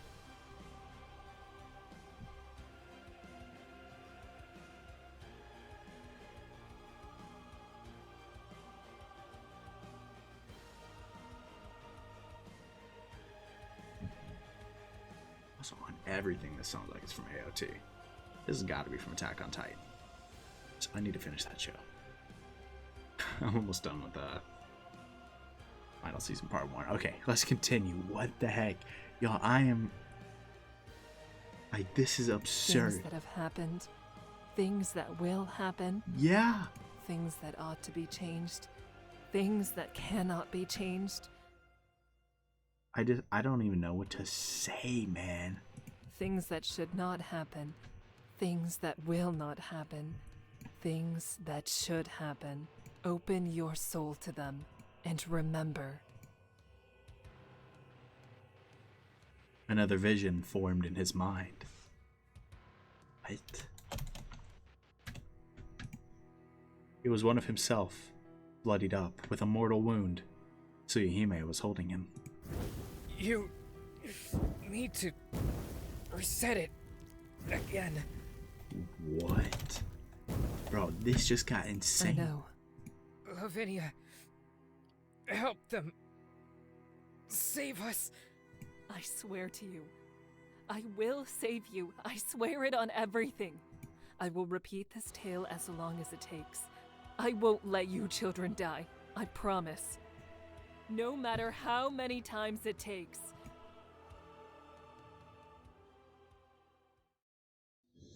Reality came back. She had let go of his hand.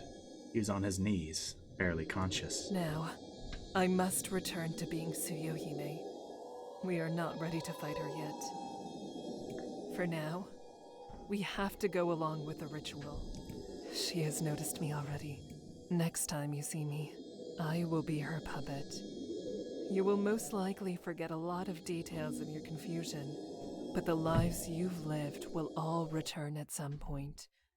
When that happens, you will free me from her enslavement, and together we will take her down. Until we meet again, my loyal, brave friend. She turned around and pointed her finger at the entrance and then yelled, Enter Marie Babakashvili. Right on time and as alluring as ever. Glimmering with pride evermore. Yeah, this is exactly how it went the first time. Mari pointed her sword towards her. Levon was still crouching on the floor, both of his hands on his head. Mari ran towards Suiyohime, rushing in. A sword materialized in Suiyohime's hand. Anticipating the attack, Suiyohime stood ready. Their blades crossed. Mari's plan was to unleash a series of random attacks to confuse the Swordmaster. She thought that Swordmasters must have known each other's every move in advance and could read their opponent easily. But an amateur would be different. Amateurs are random. You can't predict their next move. Then, wouldn't that be especially hard for a Swordmaster? The weakness of their opponent and their lack of skill should throw them off. So Mari attacked and didn't stop. Suiyohime kept grinning at her, having complete control over this battlefield. Levon finally opened his eyes, shocked at what was happening in front of him. He saw the sparks flying as their swords kissed. Looking at her in awe, he couldn't recognize his friend. Her movements were nowhere near perfect. She was sloppy, awkward, rash, quick to make a mistake, and yet he couldn't take his eyes off of her. Her dazzling beauty and the stupefaction he experienced with that Suiyohime kept blending and mixing in his mind. But one thing definitely could be said. One thing that he wanted to put into words. She looked beyond cool. Suiyohime was on the offensive. The girl in red struggled to repel her. Giving it her all, she once again tried slashing at what she assumed was a demon. So, you're the last boss Tatia spoke of at the beginning, huh? Indeed. I assume I win. If I defeat you... Defeat me, and Sandenzuki wins. The word Sandenzuki popped into Mari's head. She was Mari of Sandenzuki. Sandenzuki, in other words, a 3-stage thrust. Figuring out that the Sandenzuki was the name of a sword technique, she decided to utilize it. She thought there might be a trick to it.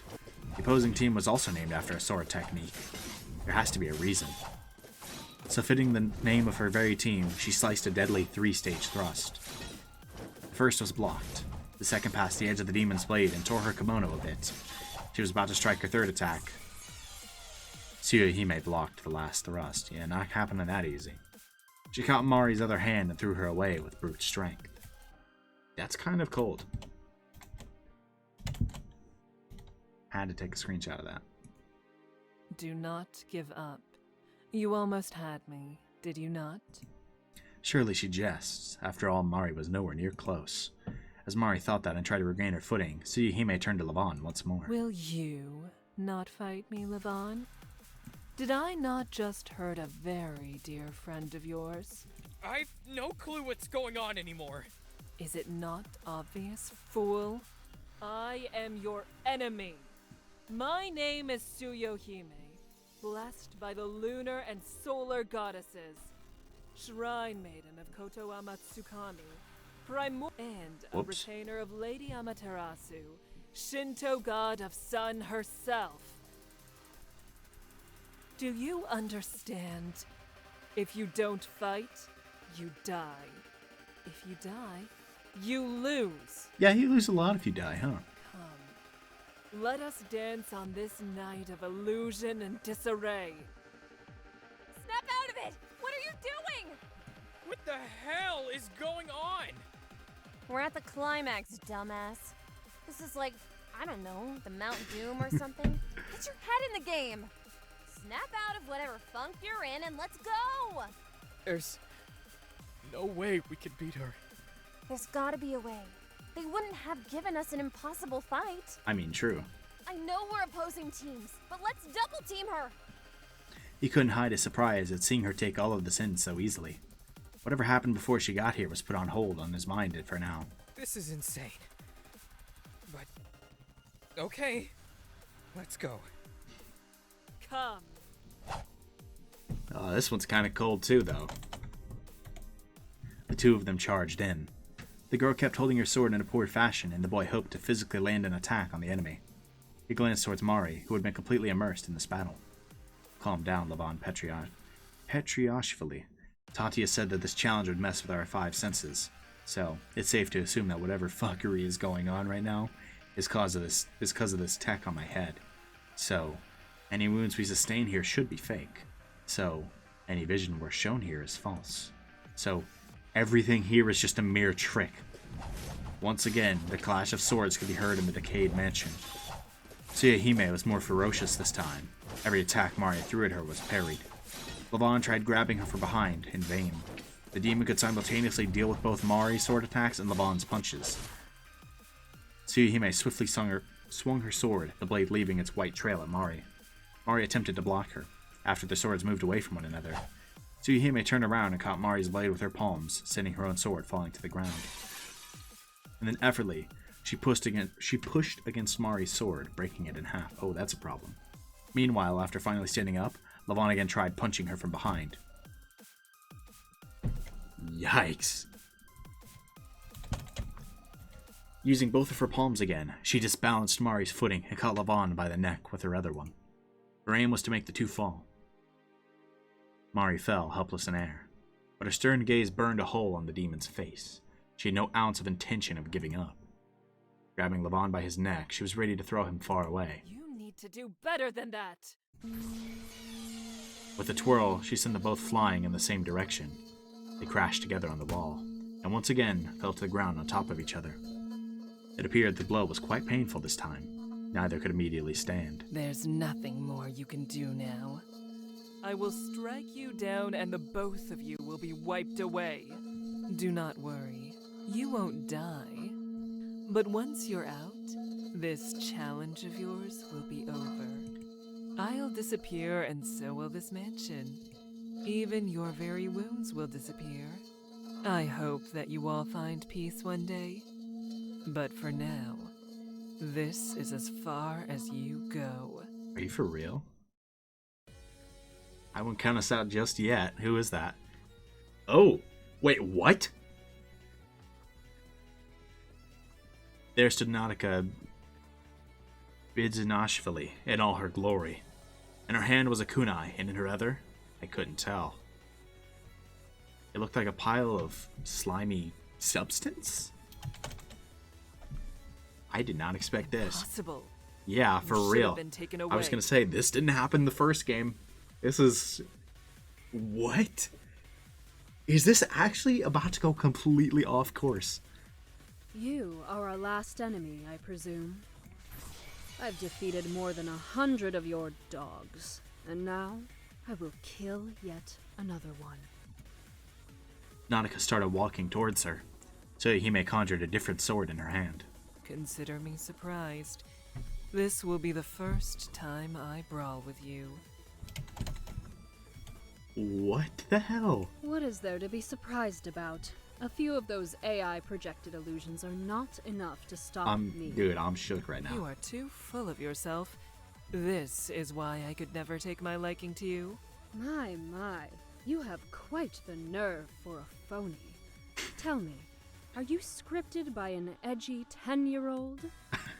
Can you tell whoever's in charge of your lines to tone it down a little? It's a little bit embarrassing. How I will enjoy watching you suffer. Her sword started to glow in blue, flames erupting. Nautica quickly glanced at it, eyeing the aflamed sword.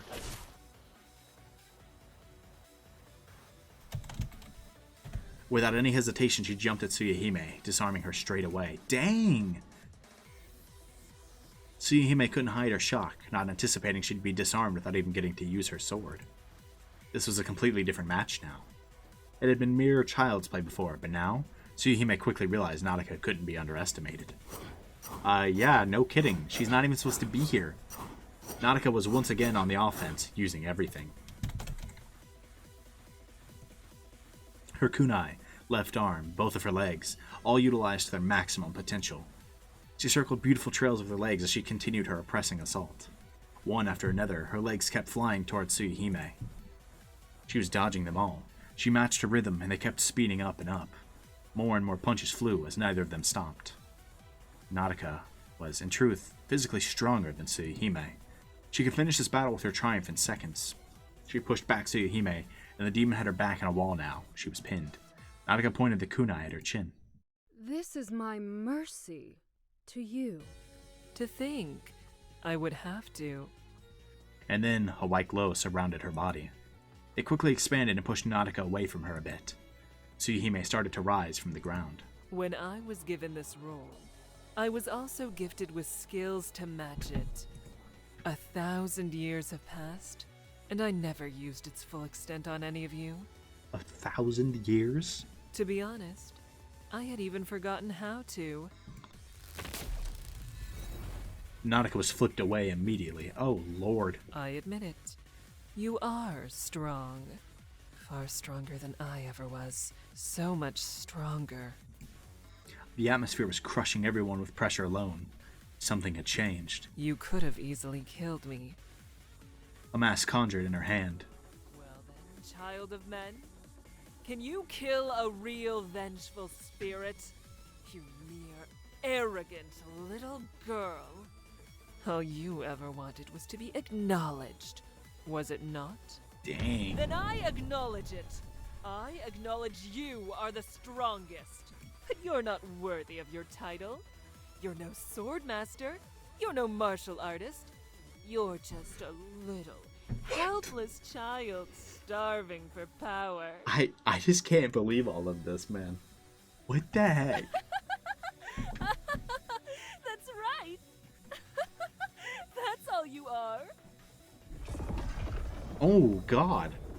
Her kimono changed into an armor. Well then, where were we? Oh, Lord. Fire ignited in both of her hands. Just give up. Get out of here, Nautica. A blue beam erupted from the ground and cut the ceiling in half. Okay. Fire spread, burning the wood away. Then she placed her hand on her mouth. She blew and spat out azure fire. Hot, scorching flames kept emitting out of her mouth. She surrounded them with it. The walls, the windows, the rooms inside the mansion, everything was burning. She was going to take the building down. How are we supposed to beat that thing? Excellent question. The power of friendship. Remain calm. The fire kept surrounding She them. just flew in the air. I said remain calm. The light show is impressive, I admit it. But our objective hasn't changed. In that earlier skirmish, I realized that she stands no chance against me if I can get a close one-on-one fight. Yeah? So, why don't the two of you be a bunch of darlings and distract her? Ignite my flames, dance away my flames, burn and scorch, spread and shine, leave nothing of the old behind. Fire that will never stop burning. That is the noble gift of Lady Amaterasu. Consider yourselves lucky to have been given the... No way. Marie, too? Okay. Out of nowhere, a gunshot could be heard. The bullet pierced the mask of the demon, stopping her midair. What? She for real just did that. Marie stood, smoke coming out of her gun barrel. Suiyohime noticed her, confused. One after the other. Marie unleashed her gun once more, shooting her non-stop. Gee, stay strapped. Suiyohime's torso, legs, hands, arms, everything was drilled with bullets, and Marie wasn't stopping. She kept firing it off. Levon jumped over the flames and ran to her immediately. Levon, No time. Let's go. That's kind of the old art style. I mean, I like seeing it, but that was kind of weird. A little jarring. He took her hand and pulled her away. As they ran, Marie looked behind and saw the mansion coming apart. Nautica jumped over the flames and was heading towards the exit. Mari stayed, searching for the sword that Suiyohime lost during her fight with Nautica. Levon and Marie ran out. Hellfire scorching away could be heard from behind. What the hell is going on? Just go with it. This is the climactic battle of the challenge. I don't know. Nautica jumped out of the mansion. Mari followed her shortly after, holding Suiyohime's sword. Another flash of fire emerged, and the mansion exploded with hot magma. It was completely eradicated. The fire spread to the grass, and the whole forest was aflame. Where is she? I don't know. I can't see her. Nautica and Mari joined them. There she is! Up! Suiyohime was above, floating, the red moon behind her back. What do you think, children? The scorches of Amaterasu are a sight to behold, are they not? She raised her arms and pits of fire erupted from the ground. This isn't good. She's too high up. Boy, somebody get us a 50 cal real quick. Anybody else that's kind of unaccounted for? I don't think so. Somebody needs to roll up with a sniper rifle. I have this. Mari was holding the sword of the demon. That's... Yeah, I grabbed it. You think you can fire off, like, a flaming sword? That'd be fire. Yeah, no pun intended. Maybe. I don't know. Worth a try, though. This might be our last chance. Our only chance. I just want to make it clear, by the way, for those who haven't played this game already, none of this happened in the original release. Like, ever since that, like, they got to the mansion, everything's just been way off course. Like, this is absurd. Yeah, but you'll have to get close to the fired off. Leave that to me. What are you planning to do? We can't fly up there. She's built different. She's a helicopter. All she needs to do is point her hand on the land where we stand, and we're toast. Literally. Nautica charged in for the final time. She jumped on the burning trees, climbing higher and higher. She'll notice her at this point. We've got to distract her. The three of them stepped forward to face the demon. Mari held her sword high. That caught her attention. Marie. Marie and Levon stood with her. Come down and face us. Suiyohime ignored him. Oh, what's this? Lavinia? Yes, I do remember her now. No way. How could I forget? No way, he's camping. He's literally camping. To try to draw her attention. Bro, that's foul. Marie gulped. Do you speak the truth, Levon? Of course. We were the best of friends. Right? Then tell me who she is. I don't know. Yeah, of course. I don't know. Well, aren't we all Lavinia at this point? What? What? Both Mari's face palmed. So, you have chosen death by fire? Yeah, sounds like it. Very well. I shall grant you a death so fitting. Nautica's leg appeared midair. Late to react, Nautica hit her. Quickly getting on top of her body, she grabbed her hands. Suiyohime and Nautica were both falling now. You little wench! Sheesh. They both fell to the ground. She yelled at Mari. Miraculously, Mari was able to ignite Suiyohime's sword. The fusion of the art styles is, like, it's weird but cool. Like, from the original 306 and this one. So cool. It shone as brightly as any flame that the demon had conjured. Pointing the tip towards Suiyohime, she yelled. Scorch away! And she unleashed the azure flame. Suiyohime tried to protect herself with her hands. Her skin was burning alive, but she wasn't dying. She could still control the hellfire to some degree. Mari didn't stop igniting the sword. Suiyohime gradually started to move in the sea of flames. She made a sign with her hand and the fire stopped burning her. She reflected that at Mari. Levon, get away! Marie and Levon jumped away, but it was too late for Mari. The blue flame hit her. Suiyohime continued to direct the fire at her. Mari screamed in rage as the flame burned her alive. What? It might have been augmented reality. It might have been an illusion, but right now, this girl was feeling the intensity of being burned alive. She screamed, but before she'd disappear, she pointed the cursed sword towards Suiyohime again. Fire once again emerged, more powerful than the last. The two flames danced and clashed. It exploded in front of Suiyohime, sending her to fall backwards. Mari could no longer be seen. Suiyohime was on the ground, she had been burned as well. Marie Babakishvili, you were wise to not disregard my sword. Nautica ran towards her fallen body with a kunai in her hand. She got on top of Suiyohime. Any last words? In the smoke, two silhouettes ran out. The two of them ran towards Nautica and the fallen body of Suiyohime. They were completely focused on getting the last task done. Marie pulled up her gun and shot Nautica on her hand. Oh! Grimy! The kunai fell to the ground. Don't move. She pointed her gun at her again. What are you doing? Grimy as hell. If you kill her now, your team wins. Right? Yo! You are foul for that. You are foul. You're right, but you are foul. Too bad. But that's not going to happen. Oh, Nautica, you deserve this. You did horrible things to our team yesterday.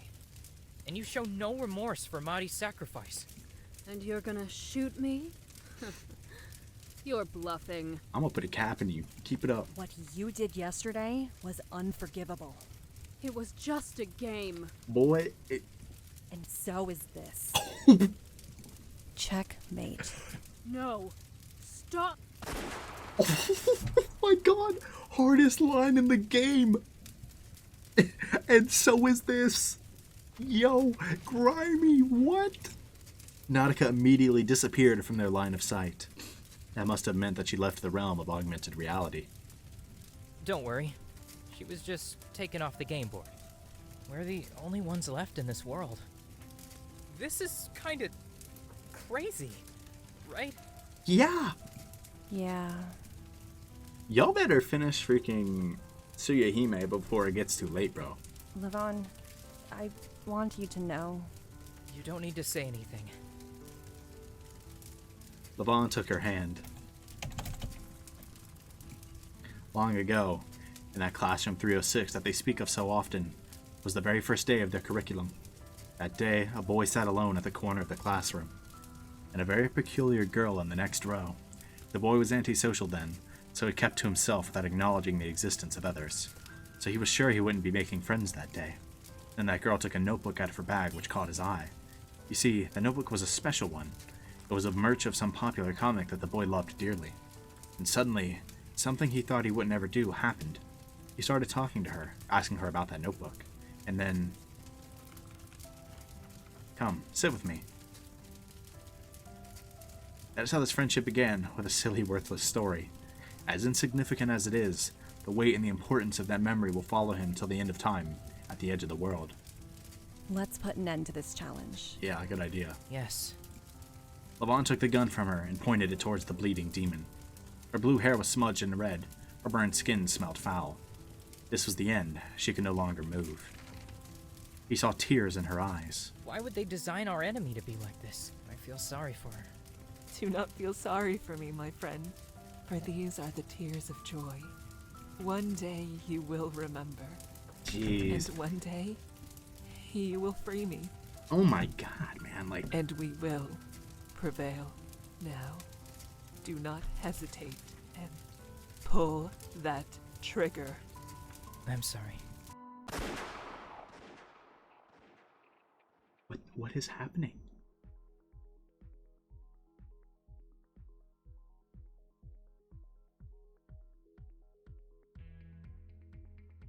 It was over.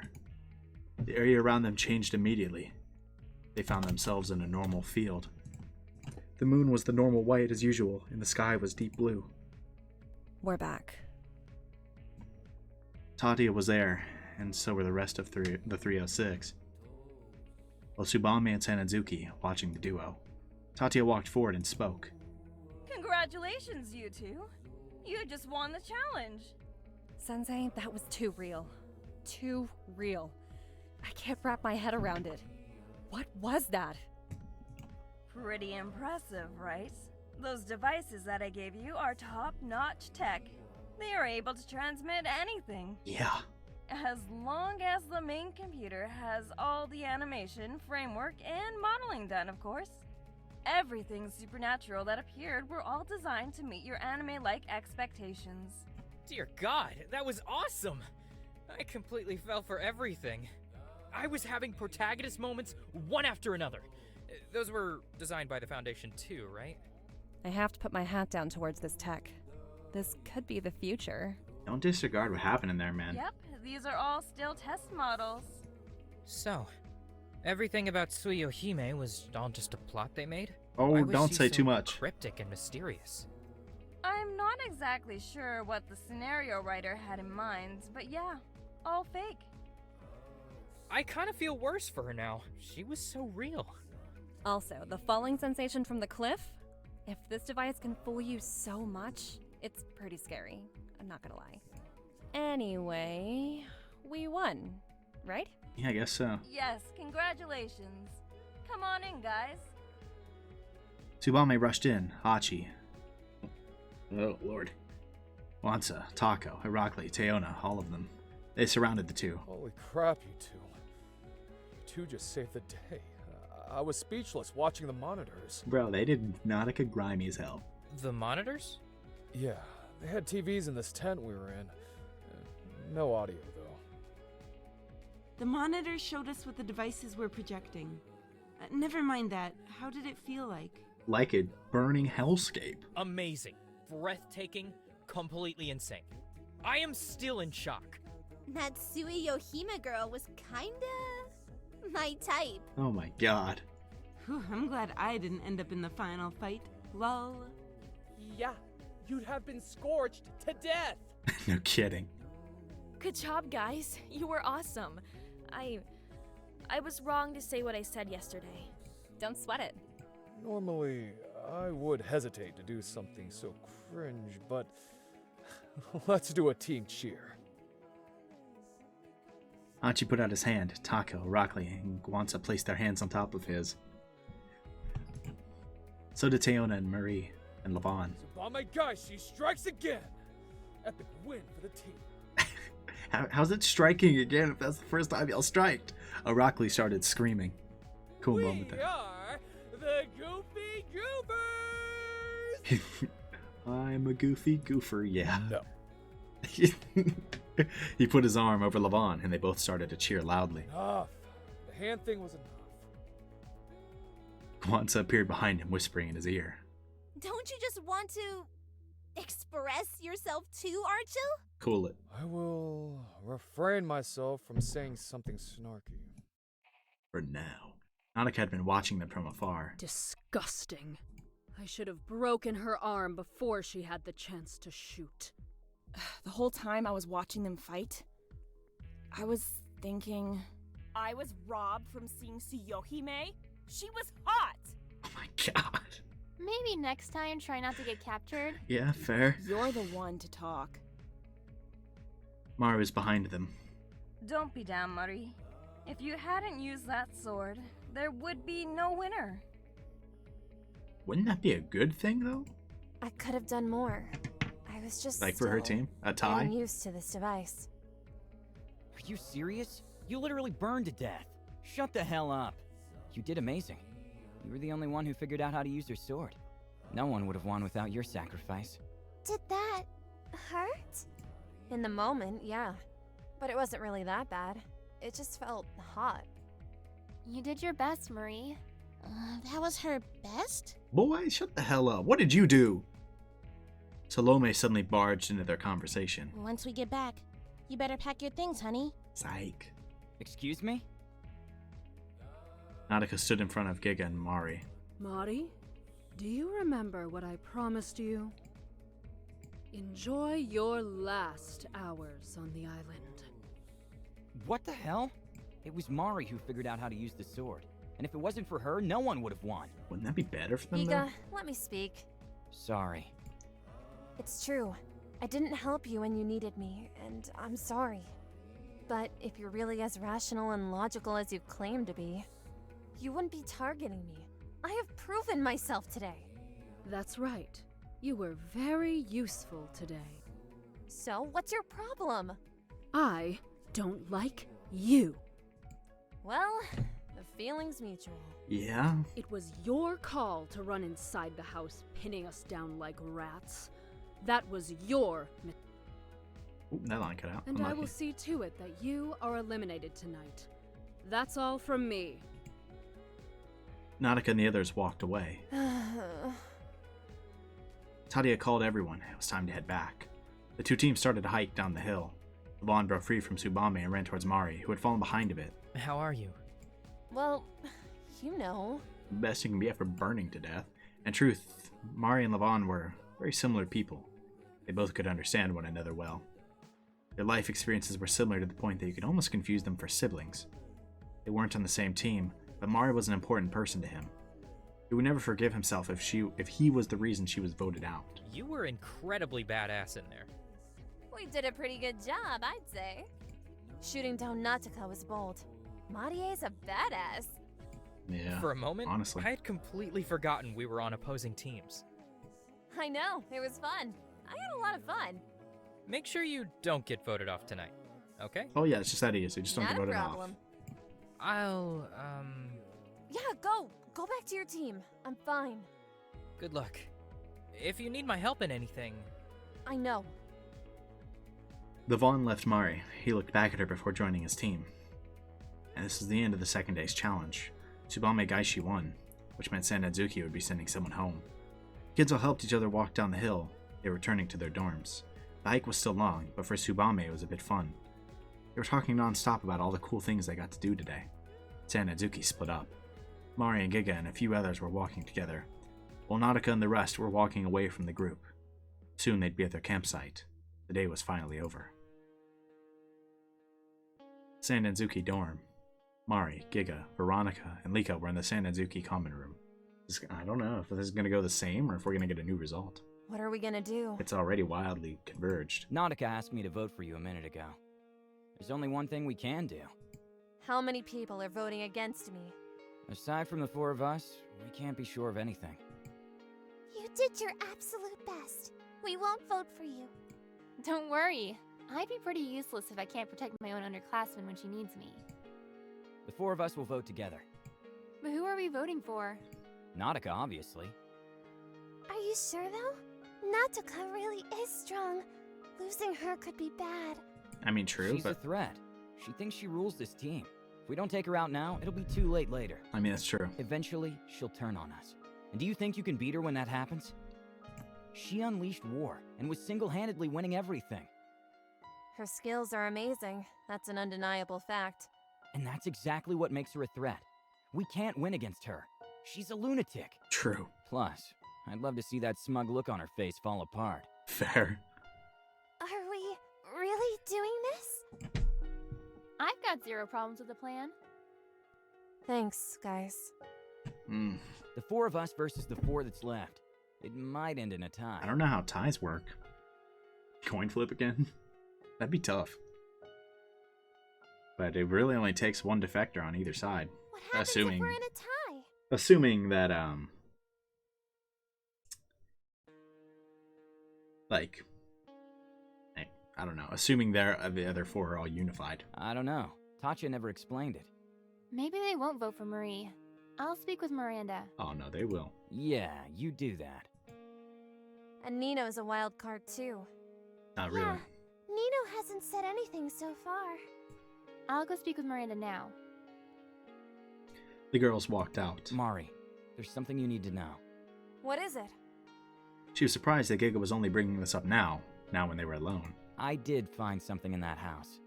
What? You made the right call. What did you find? I'll tell you after the elimination. Once we get rid of Nautica. Why not now? Because I'm not sure what it is yet. But I'll know soon enough. Fine. Keep your secrets.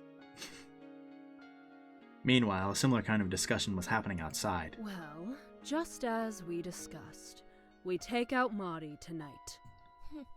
Then it's decided. Sure, but we didn't ask our guest an opinion, though. We must include her, too. There is nothing to say. My loyalty lies with Natuka. Therefore, my loyalty is with you.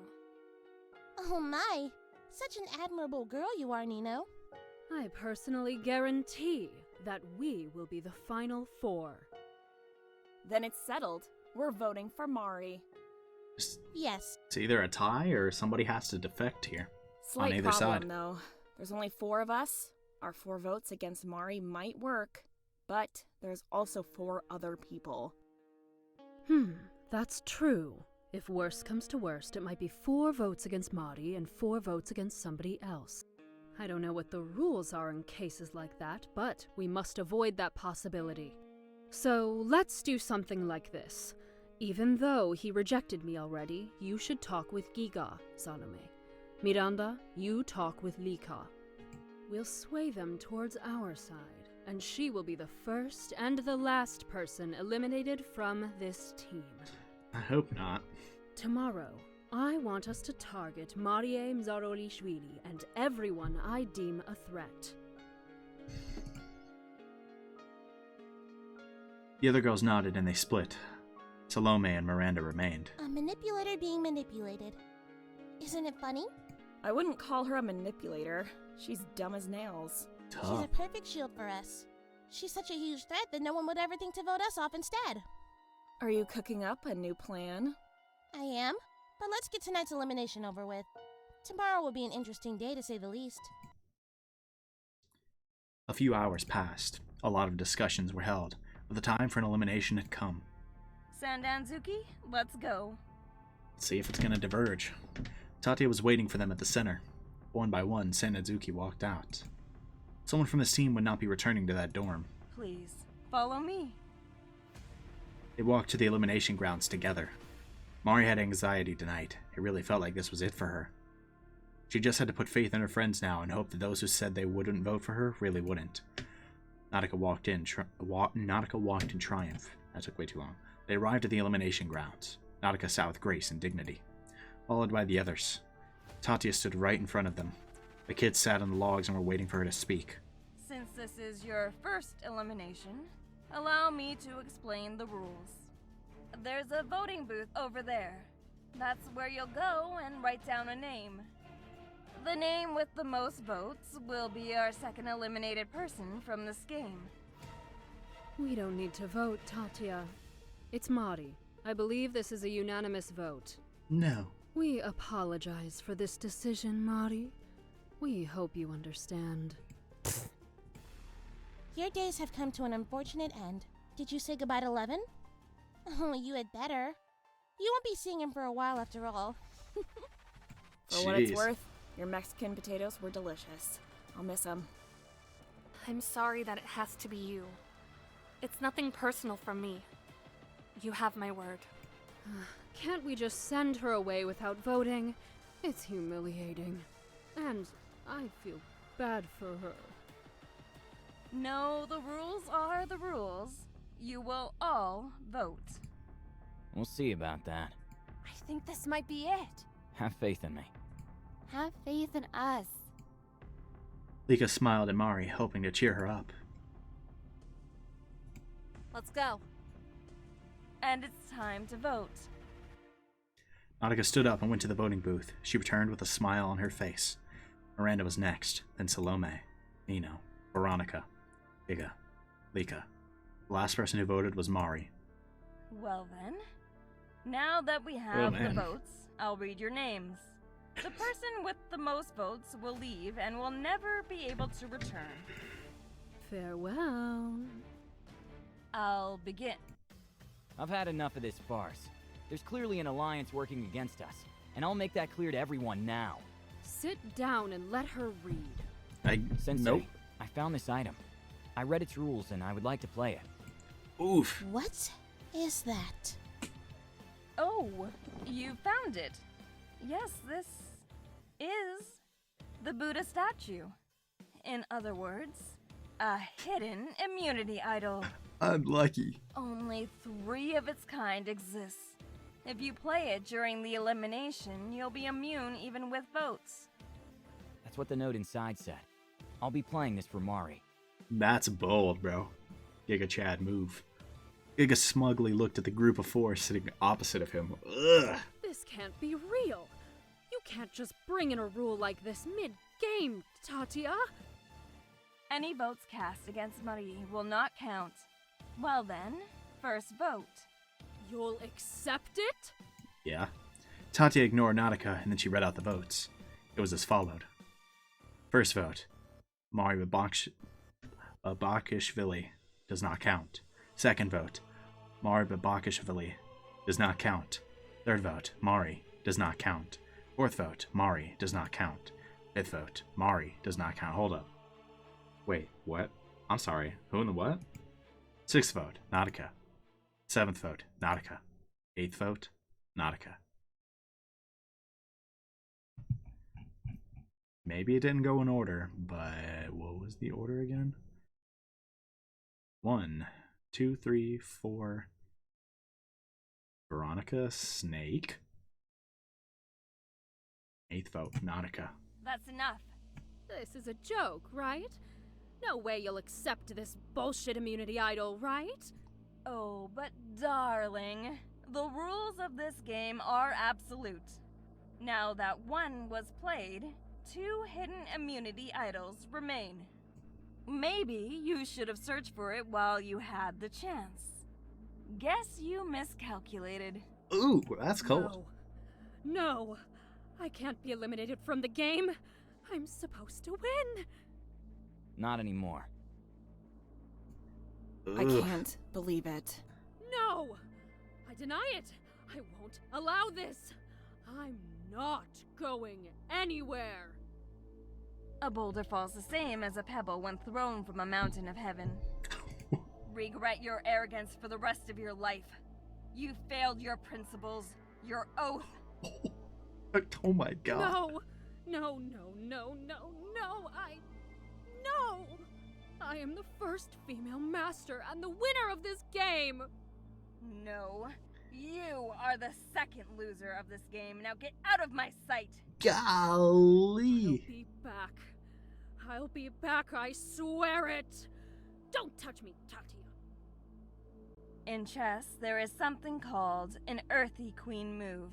Earthy? It can destroy the opponent's game, or be a fatal mistake. I hope all of you will take this game seriously now. 14 days remain. Giga, I don't know what to say. Yeah. We're in this together. We should look out for one another. Giga stood up and looked at the shocked faces of her teammates. If you want to vote her off, you'll have to go through me first. Sheesh! Nautica's gone now. She was strong, it's true. But I too am a player of this game, and I hate being underestimated. Golly, okay, Giga. Well, I forgot about consider this. me impressed. Good job. You've completely blindsided me. How long will your luck last, though? Since we're all revealing ourselves here, allow me to step forward too. Giga Abishids. Mari Babakishvili. I will put you all in your place. This is only just the beginning. Oh my. Enough banter. Leave that for tomorrow. Now off to bed, everyone. And so ended the second day. Sand and Zuki returned to their dorm. Today's adventure was finally over. At the Tsubame Gaishi dorm, the kids were up, celebrating their win. Don't want to ruin the mood, but I'm kind of worried about Mari. Yeah, I feel the same way. Maybe we should go and check on her. Levon, who had his back turned, suddenly spoke. Oh, I wouldn't be worried about her. Mari is never the second person picked.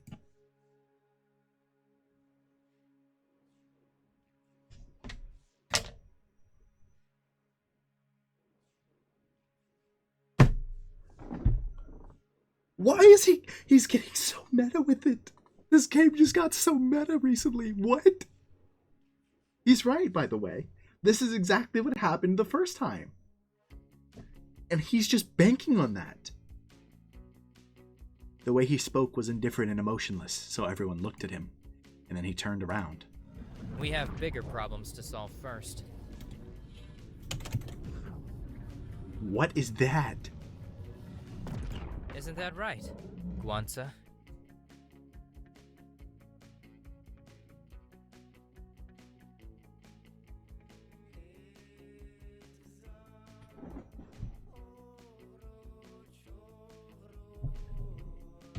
Oh my.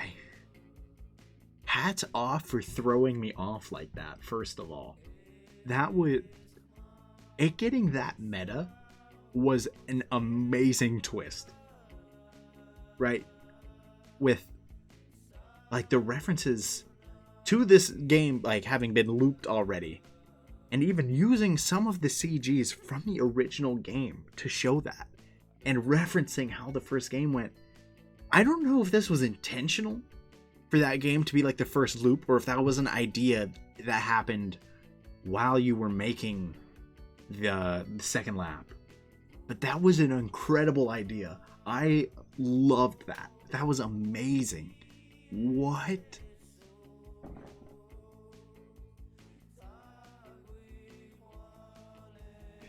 My God. Yeah, I'm looking forward to it, man.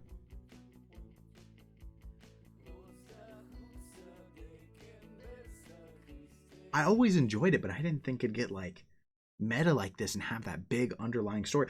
Well, we knew it'd have an underlying story, but I didn't expect that. You know? What the heck, man? Wow. Okay, that was amazing, frankly. That was really well done. The challenge itself was amazing, right? And the scenes before it were all really fun. But the challenge, dude? Oh my God. I mean, I just said it all. Like, it literally, I didn't see that coming. As somebody who played the original version of the game, like, I was just like, yep, they go in, and I don't remember exactly how it goes down, but it's, Nautica and Marie, I could be wrong, but I'm pretty sure they never showed up, by the way. Hold on. Let me just pull the video up on my right monitor. Ah, wait, I can't. Hold on. I can pull the video up here. Okay, Levon is the one who gets the kill.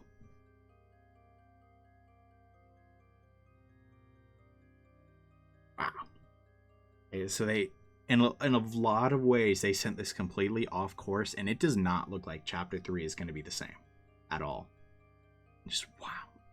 Absolutely amazing. I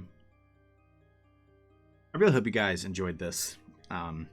To the devs and the community of 306 who were watching this, I hope you guys enjoyed me or watching me play through it. I hope my reactions were to your like desire, expectation. They're not showing the game. That was weird. I hope you enjoyed the reactions. To those of you who have never seen 306, I don't know why you started with episode 3. But I hope you guys enjoyed it. I hope you have been convinced to play this game. And if you haven't, well, I hope to see you guys on future videos. Anyways, that's going to be all for me. I really enjoyed this. The production value, or not the production value. The quality of this game is going up so much. I love it, right? It was good before. Don't get me wrong. I really liked it before. You know, chapters 1 and 2 were pretty good before. Chapters 3 and 4 were crazy. I loved them. Right, but this is just like top notch. So good. I am so looking forward to more. Anyways, that's gonna be all for this episode. Like I said, I hope you guys all enjoyed. I don't know when the next one will be out, but you better believe I'll be playing it as soon as I can once those voices are in, man. Anyways, I hope you guys will be there for that next episode. I hope some of you guys will check out some of my other content. Peace.